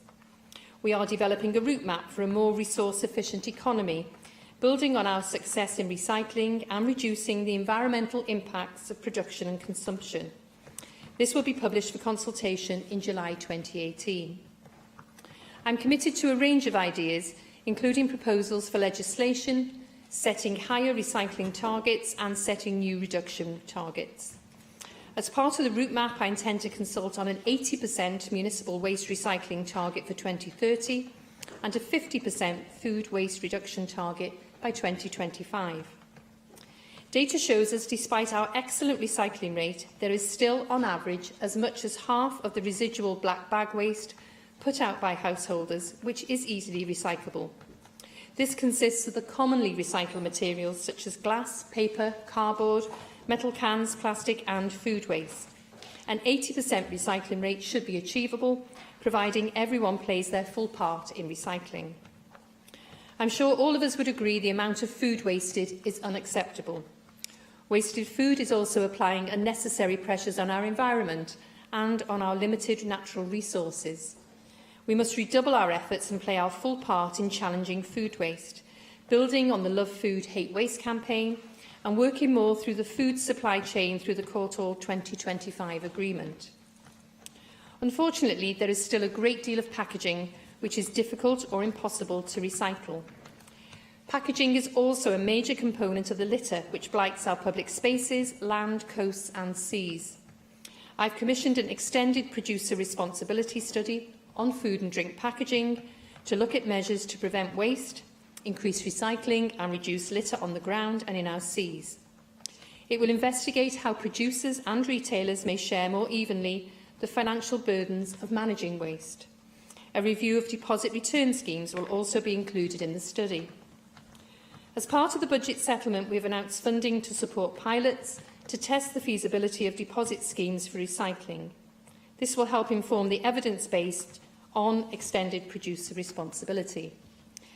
Our tax-raising powers are an important part of new policy development. Excuse me. The recently published tax policy framework and work plan included a commitment to consider the case for introducing new taxes in Wales, exploring the policy and administrative elements and the mechanism for change. The devolution of tax powers provides a range of opportunities for the Welsh Government to develop a Welsh approach to taxation and presents an opportunity to build on Wales's leading role in recycling and waste reduction. Disposable plastic taxes, in particular, received public and stakeholder support during the debate on new taxes, highlighted most recently by a campaign and petition launched by Greenpeace to introduce a tax on plastics. Yes, certainly. I'd have a glass of water while she goes. Thank you. I'm particularly interested in what she's just said about a disposable plastics tax. As she may be aware, that was actually in Plaid Cymru's manifesto, and that's one of the 4 taxes that we particularly want to promote at this stage. But does she also bear in mind that there might be greater support amongst Welsh public for a new tax if it was clearly designed to change people's habits rather than simply raise money for Welsh Government? Yes, I think that is something that certainly that we can consider. And as I say, you'll be aware that the Cabinet Secretary for Finance and Local Government produced that short list of possible taxes, and that's one of them. So we are going to be exploring options for a tax or a levy on disposable plastic. So that's part of the conversation that we can be having. Turning now to Brexit, and obviously we recognise as a government that we will need a bill to provide clarity and certainly for citizens and businesses as Brexit takes effect going forward. And we accept there will be a need to make some amendments so the existing law is workable in the new context of the UK being outside of the EU. And we've made repeatedly clear any bill brought forward must respect the devolution settlements, and as colleagues are aware, the First Minister has made very clear that the current drafting of the withdrawal bill places significant new constraints on the Assembly's ability to legislate effectively after Brexit on matters which are currently dealt with in Brussels. And I think this is particularly the case for resource efficiency and recycling targets, and we've absolutely proven that setting them in Welsh legislation achieves the necessary results. And as I said at the outset, we're doing so much better than the other UK countries in this regard. So, in conclusion, Llywydd, a more resource-efficient economy will help make our businesses more resilient and competitive in the future. It will create jobs, it will bring more social and environmental benefits, and we are absolutely committed to taking actions to achieve this, and I look forward to members' contributions. Rwyf wedi dethol y 5 gwelliant i'r cynnig a galwaf ar Simon Thomas i gynnig gwelliannau 1, 2, 4 a 5 a gyflwynwyd yn enw Rhina Biorwerth. Diolch Llywydd, ac wy'n cynnig y gwelliannau hynny. Gai croesawu y ffaith bod ni'n trafod y llwyddiant yma, ac hefyd yn trafod y ffaith bod y Llywodraeth am uchelgais ac am codi lefel ailgylchu hyd yn oed yn fwy tuag at economi dim gwastraff. Mae gwelliannau Plaid Cymru yn troi o gwmpas y ffaith bod bod yna uchelgais, bod yn fwy uchelgeisiol yn fy marn i. Gyda bod Ceredigion, y cyngor sy'n perfformio ofer o fan ailgylchu a hyn o byd yng Nghymru, eisoes yn cyfaill 70% o'r cynnyrch wedi ailgylchu. Mae gosod 80% ar gyfer pawb erbyn 2030 yn, wel, dwi'n mynd digon heriol yn fy marn i. Ac felly mae Plaid Cymru o'r fan y dylwn ni gosod her erbyn 2030 o economi dim gwastraff, a symud pawb felly y hyd gyda'r gorau tuag at yr amcan hwnnw. Ond dwi'n croesawu'r ffaith bod o leia symud ymlaen a neges cryf yn cael ei roi gan y Llywodraeth tuag at codi targedau gyfer y chydig o'r awdurdodau yng Nghymru sydd ond yn crafu y gwaelodion y hyn o byd ac yn crafu y targed na hyd yn oed yn methu o drwch blewyn yn ogystal. Indeed. Will you not accept zero is impossible if you've got incineration, because incineration will always end up with residual waste? I'll come to incineration later on in my remarks, so hopefully I'll address some of that in a moment. Dwi hefyd yn meddwl bod yna cyfle i ddefnyddio pwerau trethu newydd fel mae'r ysgrifennydd Cabinet newydd i crybwyll rwy'n siomedig, dwi'n gwir gyda'r geiriad y gwelliant gan y Blaid Toriad yn y cyd-destun yma. Os ydwchwch chi ar yr ychydig o wledydd sydd yn ailgylchu plastig yn well na ni, y gwledydd megis yr Almaen, Norwy, Sweden a Ffindir, mae gan pob un ohonyn nhw cynllun dychwelyd blaendal. Ac felly dwi ddim yn wir i ddweud bod cynllun o'r math a rhywsut yn tanseilio ailgylchu. Wrth gwrs, mae rhaid i ni ystyried gyda ailgylchu o stepen drws, fel sydd gyda ni yng Nghymru, bod yna falle fod yna ffeithiau o gynllun blaendal yn y cyd-destun yna, ond yr ateb wrth gwrs yw cynllun pilot, a dyna beth sydd wedi cael ei cytuno rhwng Plaid Cymru a Llywodraeth yn y gytundeb gyllideb a wy'n edrych ymlaen i drafod manylion y cynllun pilot hwnnw gyda'r ysgrifennydd Cabinet maes y lawr a clywed mwy o manylion felly yn y cynulliad. Dwi'n gobeithio a ddiwedd y dydd heddi bydd gyda ni o leia rhyw dealltwriaeth o'r ffordd ymlaen â hynny. Ac mae'r gwelliant Plaid Cymru gyda llaw yn ben y gofid o fan pa fath y cynllun blaendal dychwelyd y byddwn ni'n gallu gweld yng Nghymru o safbwynt y defnydd y fydd i'n cael ei algylchu. Mae'n bwysig bod ni gweld beth sydd yn cael ei defnyddio eisoes gan rai cwmnïau, Pret a Manger, Vegipret, Asda hyd yn oed yn dechrau sôn am sut y gallen nhw dychwelyd cynnyrch a mae'r hyd yn oed cwmnïau mawr fel Coca-Cola wedi newid i meddyliau ynglyn â cynllun blaendal a cynllun dychwelyd. Mae'r ail fan o hwn, wrth gwrs, yn galluogi ni edrych â, fel ni gwaith, trethu newydd, a bosibiliad o gael treth ar polystyrene, fel mae Plaid Cymru wedi sôn amdano fe.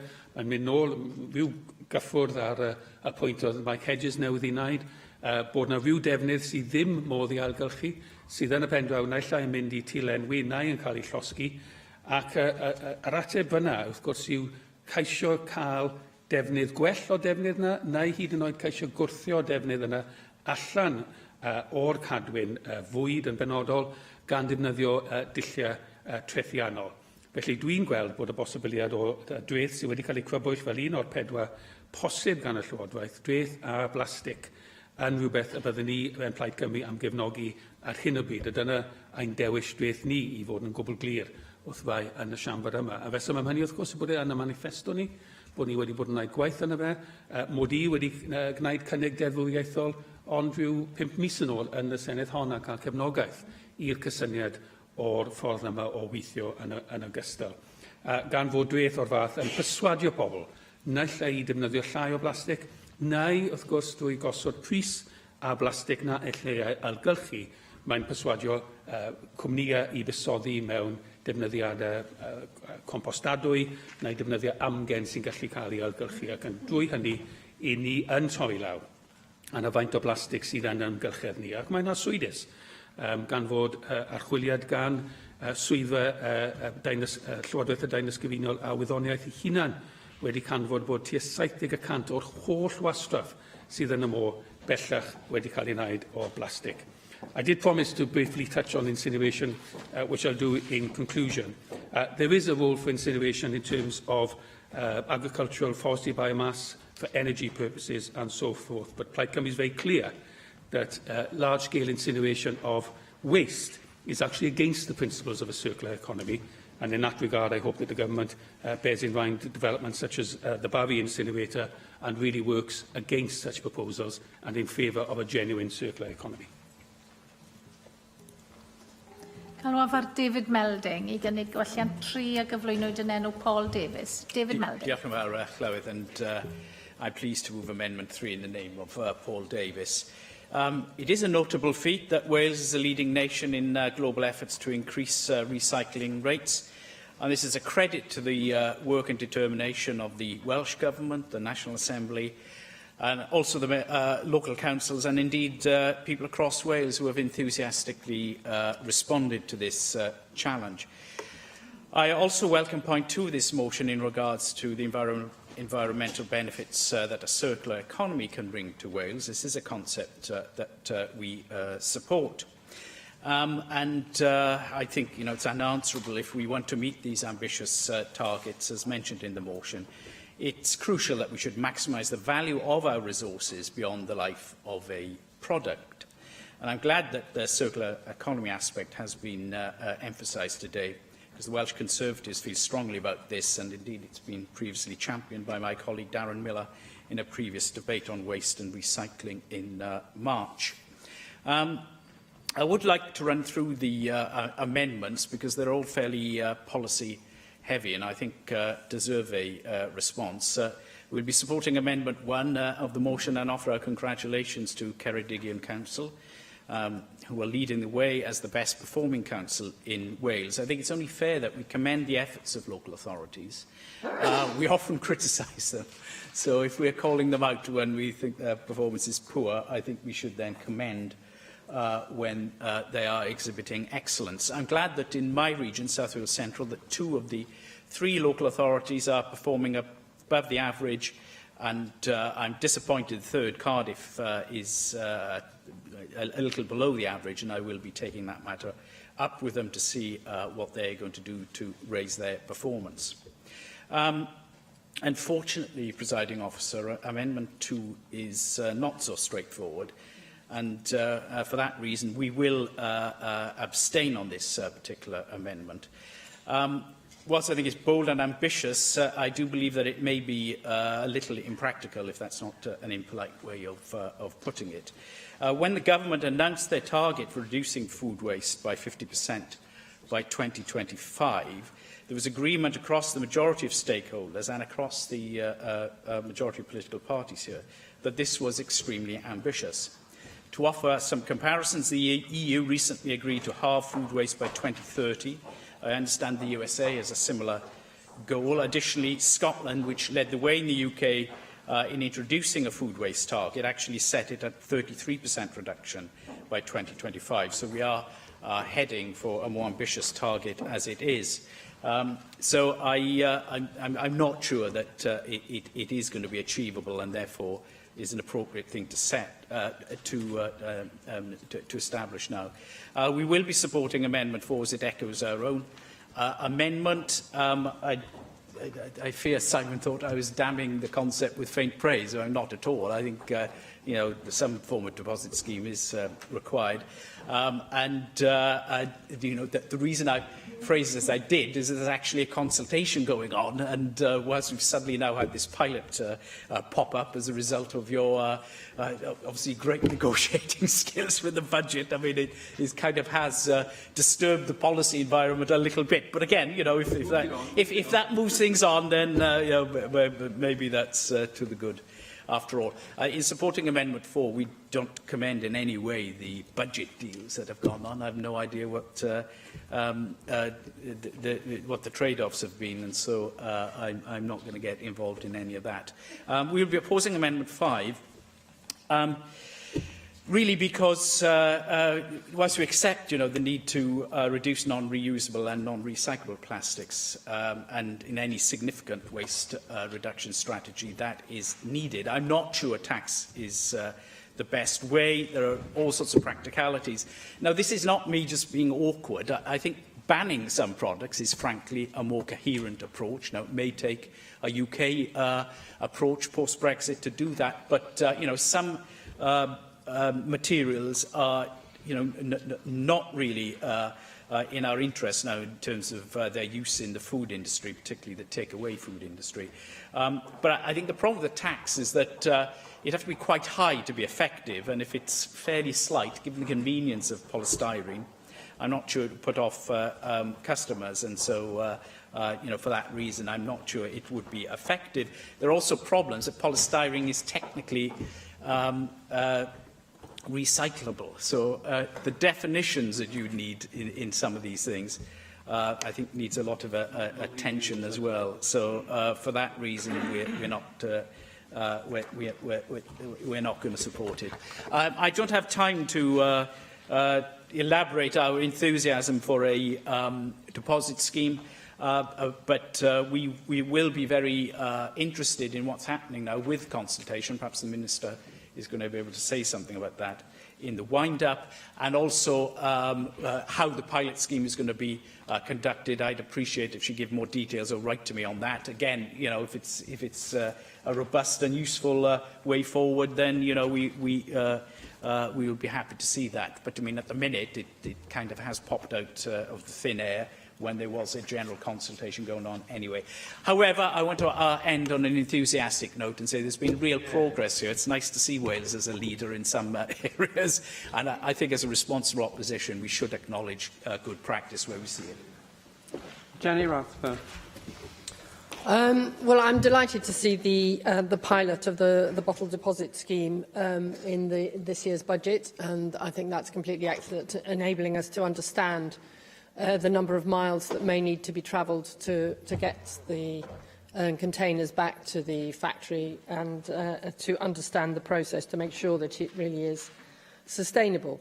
I can't come too soon because David Attenborough has once again made a plea to the world for the number to do something about the number of plastics that are ending up in the ocean, and killing off the wildlife in parts of the world that we are never going to visit. So it is completely deplorable that we've been so wasteful of our planet's resources in allowing this to happen. I think that the 80% municipal recycling target is ambitious but doable, but it does require a renewed effort by some local authorities.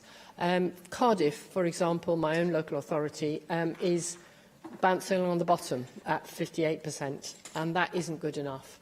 And it's partly an attitude of mine it's not robust enough in pushing forward the education campaign that's needed with all our citizens, not just those who are already committed to this process. I've been campaigning for weeks now to get recycling bins reinstated into a few blocks of flats in my constituency, and it simply hasn't happened. There's no way that people can be doing the right thing by putting their bags of green waste separately from the residual waste and then not having an appropriate place to deposit them. If they then end up in the landfill site, then that is a completely hopeless approach and obviously demoralises people. So that has got to change, and we need to ensure that all our citizens are engaged in this process, and not just those who are most enthusiastic about it.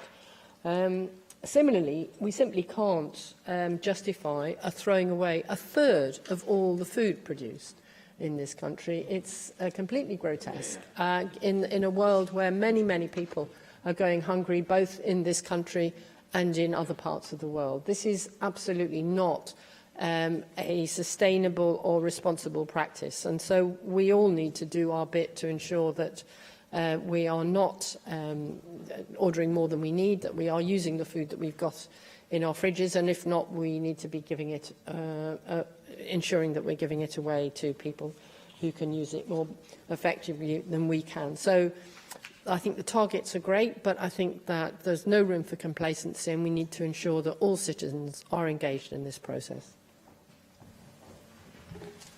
Dave Brown. Diolch.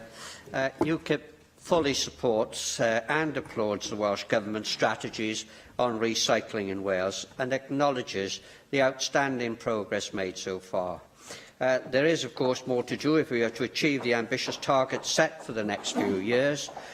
Given that the Welsh public has, to a great extent, taken on board the whole concept of recycling, is it now time that the Welsh Government began to concentrate on the companies who produce much of the non-recyclable waste?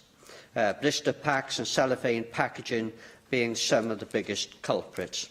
I believe many in this chamber share my frustration at the amount of waste we have to commit to the landfill bin because the items are deemed non-recyclable. Whilst I appreciate that much of this packaging is done outside Wales, particularly in the supply of supermarket chains, there are many companies within Wales who now supply a sizable proportion of goods to supermarkets, and surely it is in the capability of the Welsh Government to encourage the supermarkets themselves to eliminate packaging as much as possible. I would echo many in this House who advocate the deposit returnable items and think the Welsh Government could go so far as opening special facilities which could offer the deposit return to the public at large, effectively becoming additional collection points to the retail trade. One word of caution here, however, is the deposit would have to be high enough to encourage the return without disparaging the sale itself. If it were to impact on sales, the retail trade would be far less likely to support this scheme. One area not specifically covered by the Cabinet Secretary, but in considering the circular economy, we cannot ignore, and that is the motor car, which in itself is a major contributor to waste if it is not handled properly. All too often, the recycling of car trade components has been carried out in a haphazard manner by small-scale scrap facilities, which do not take a holistic approach to breaking cars. I would call upon the Welsh Government to look favourably on the establishment of purpose-built facilities which would address all aspects of car dismantling, including the proper disposal of oils and braking fluids even to the extent of funding their development. Can I make one other point in closing? I do not think the travelling fraternity has received proper recognition for the contribution they have made to recycling over many decades, long before recycling became a fashionable item, and that they continue to make that valuable contribution to this present day. Mike Hedges.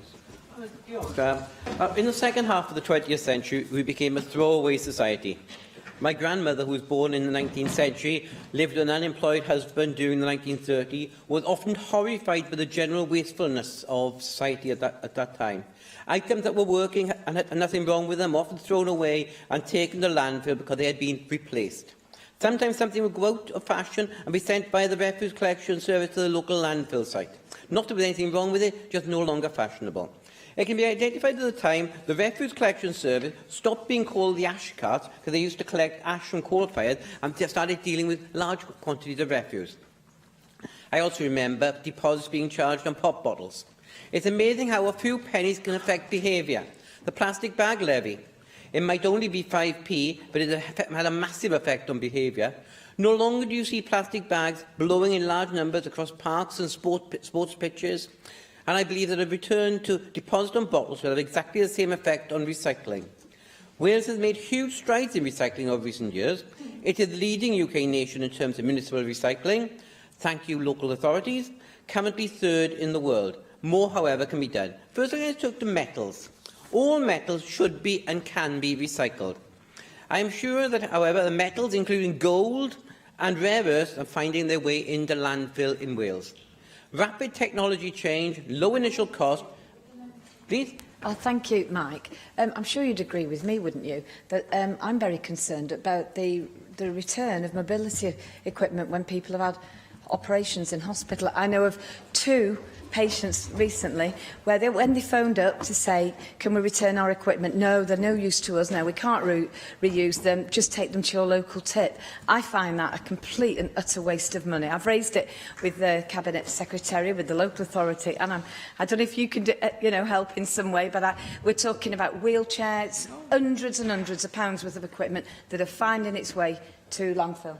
I agree with you entirely. I don't see why these things can't be refurbished. And I think that it's unfortunate there are still some people who have this throwaway mentality. But we've had rapid technology changes.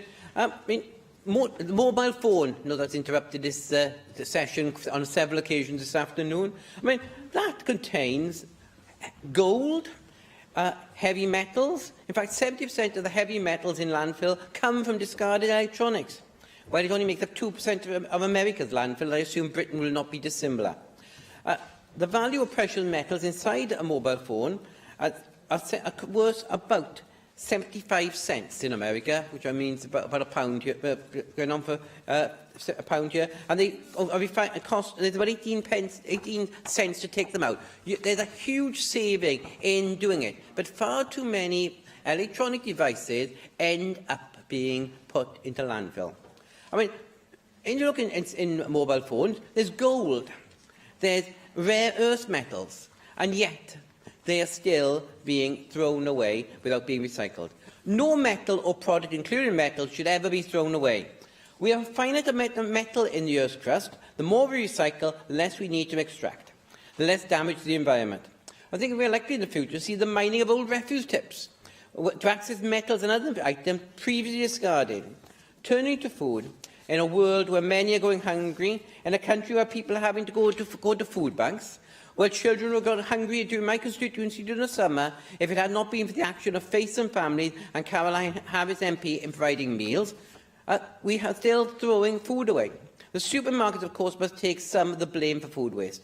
Giant bags, buy one, get one free offers, promote over-purchase and waste. We need to cut down on food waste. Things such as buying less, avoiding offers that will provide you with more than you can use, cook and freeze, creating smoothies, creating soups.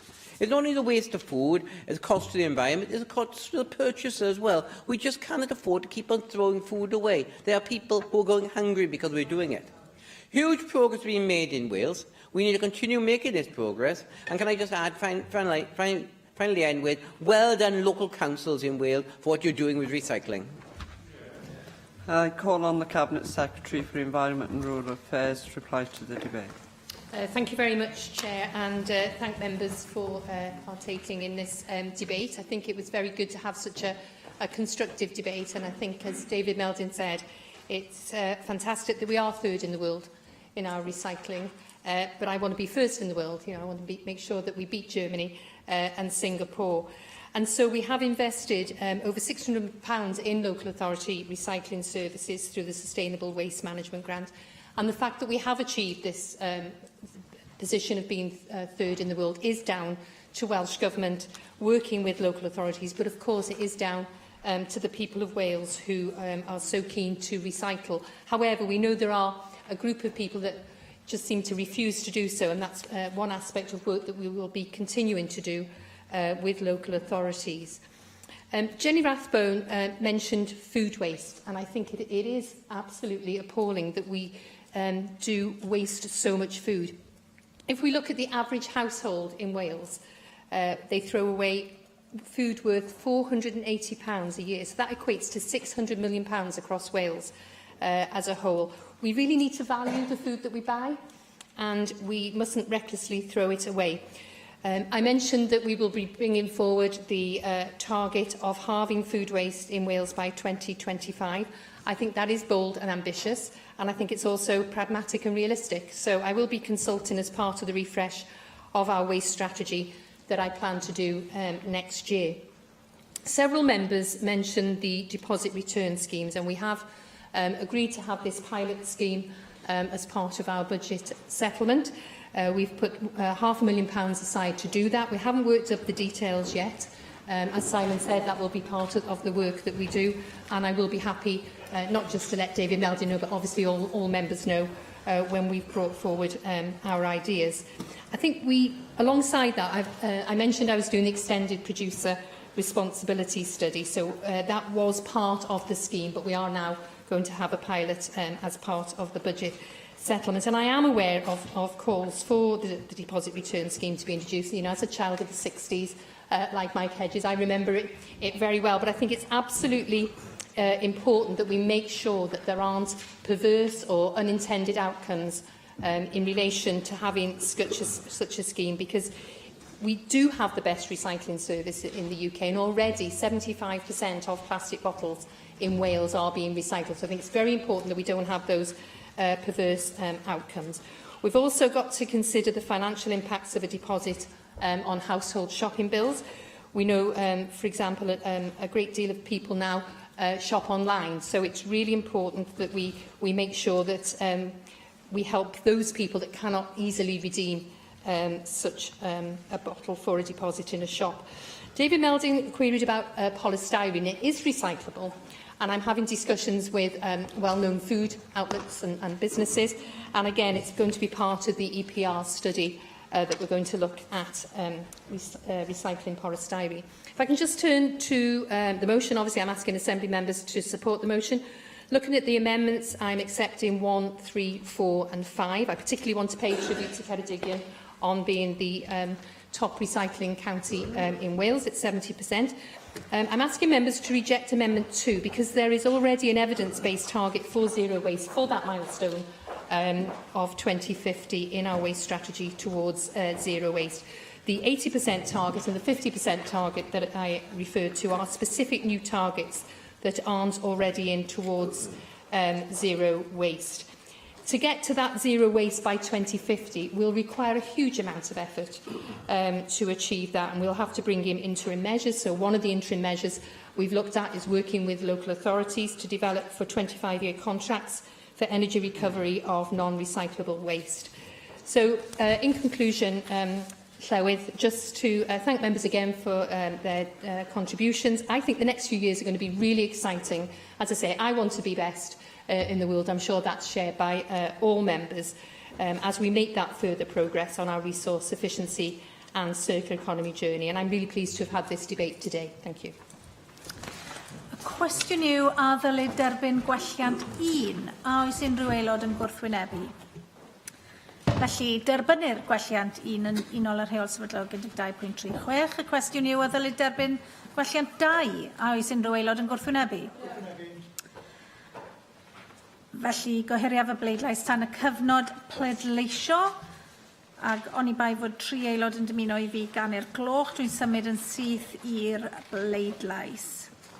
Ar bleidlais gyntaf ar y ddadl ar fynd i'r afel a throsedd a chysineb, galwaf am bleidlais ar welliant 4 a gyflwynwyd yn enw Paul Davies. Agor y bleidlais.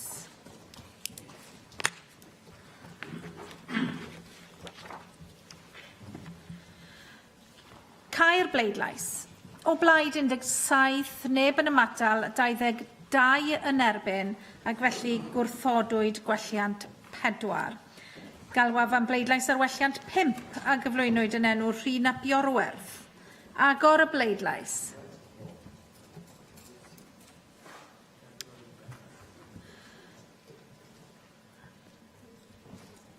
Cau'r bleidlais. O blaid 38, 2 yn ymatal, neb yn erbyn, ac felly derbyniwyd gwelliant 5.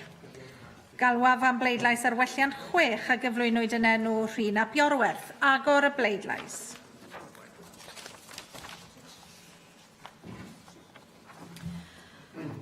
Cau'r bleidlais. O blaid 14, 3 yn ymatal, 23 yn erbyn, ac felly gwrthodwyd gwelliant 6.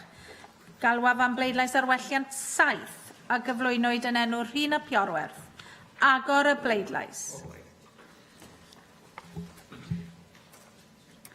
Cau'r bleidlais. O blaid 14, 3 yn ymatal, 23 yn erbyn, ac felly gwrthodwyd gwelliant 7. Galwaf am bleidlais ar welliant 8 a gyflwynwyd yn enw Rhun ap Iorwerth. Agor y bleidlais. Cau'r bleidlais. O blaid 37, 3 yn ymatal, neb yn erbyn, ac felly derbyniwyd gwelliant 8. Galwaf am bleidlais ar y cynnig wedi ei ddiwygio a gyflwynwyd yn enw Jane Hutt. Agor y bleidlais.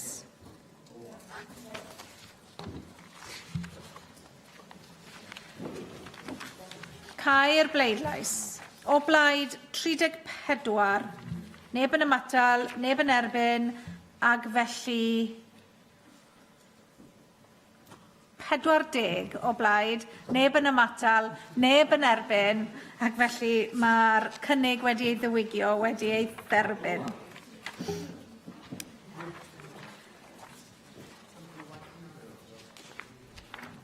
Yr bleidlais nesaf ar y ddadl ar yr economi gylchol, a dwi'n galw felly am bleidlais ar welliant 2 a gyflwynwyd yn enw Rhun ap Iorwerth.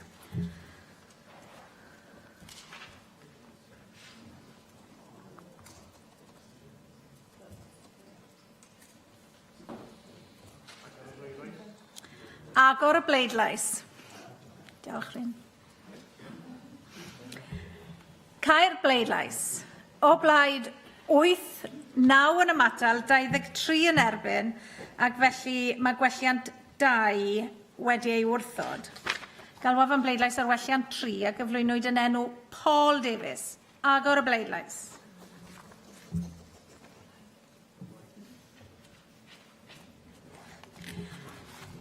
Cau'r bleidlais. 39 o blaid, 1 yn ymatal, neb yn erbyn, ac felly gwelliant 3 wedi ei dderbyn. Galwaf am bleidlais ar welliant 4 a gyflwynwyd yn enw Rhun ap Iorwerth. Agor y bleidlais. Cau'r bleidlais. O blaid 37, 2 yn ymatal, 1 yn erbyn, ac felly derbyniwyd gwelliant 4. Galwaf am bleidlais ar welliant 5 a gyflwynwyd yn enw Rhun ap Iorwerth. Agor y bleidlais.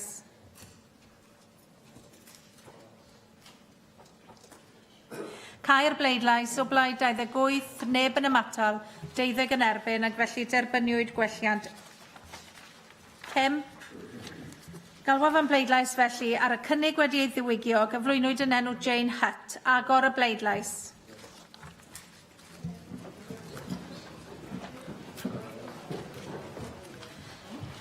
Cau'r bleidlais. 31 o blaid, 9 yn ymatal, neb yn erbyn, Derbyniwyd y cynnig wedi ei ddiwygio, a dyna ddiwedd ar ein trafodion am y dydd.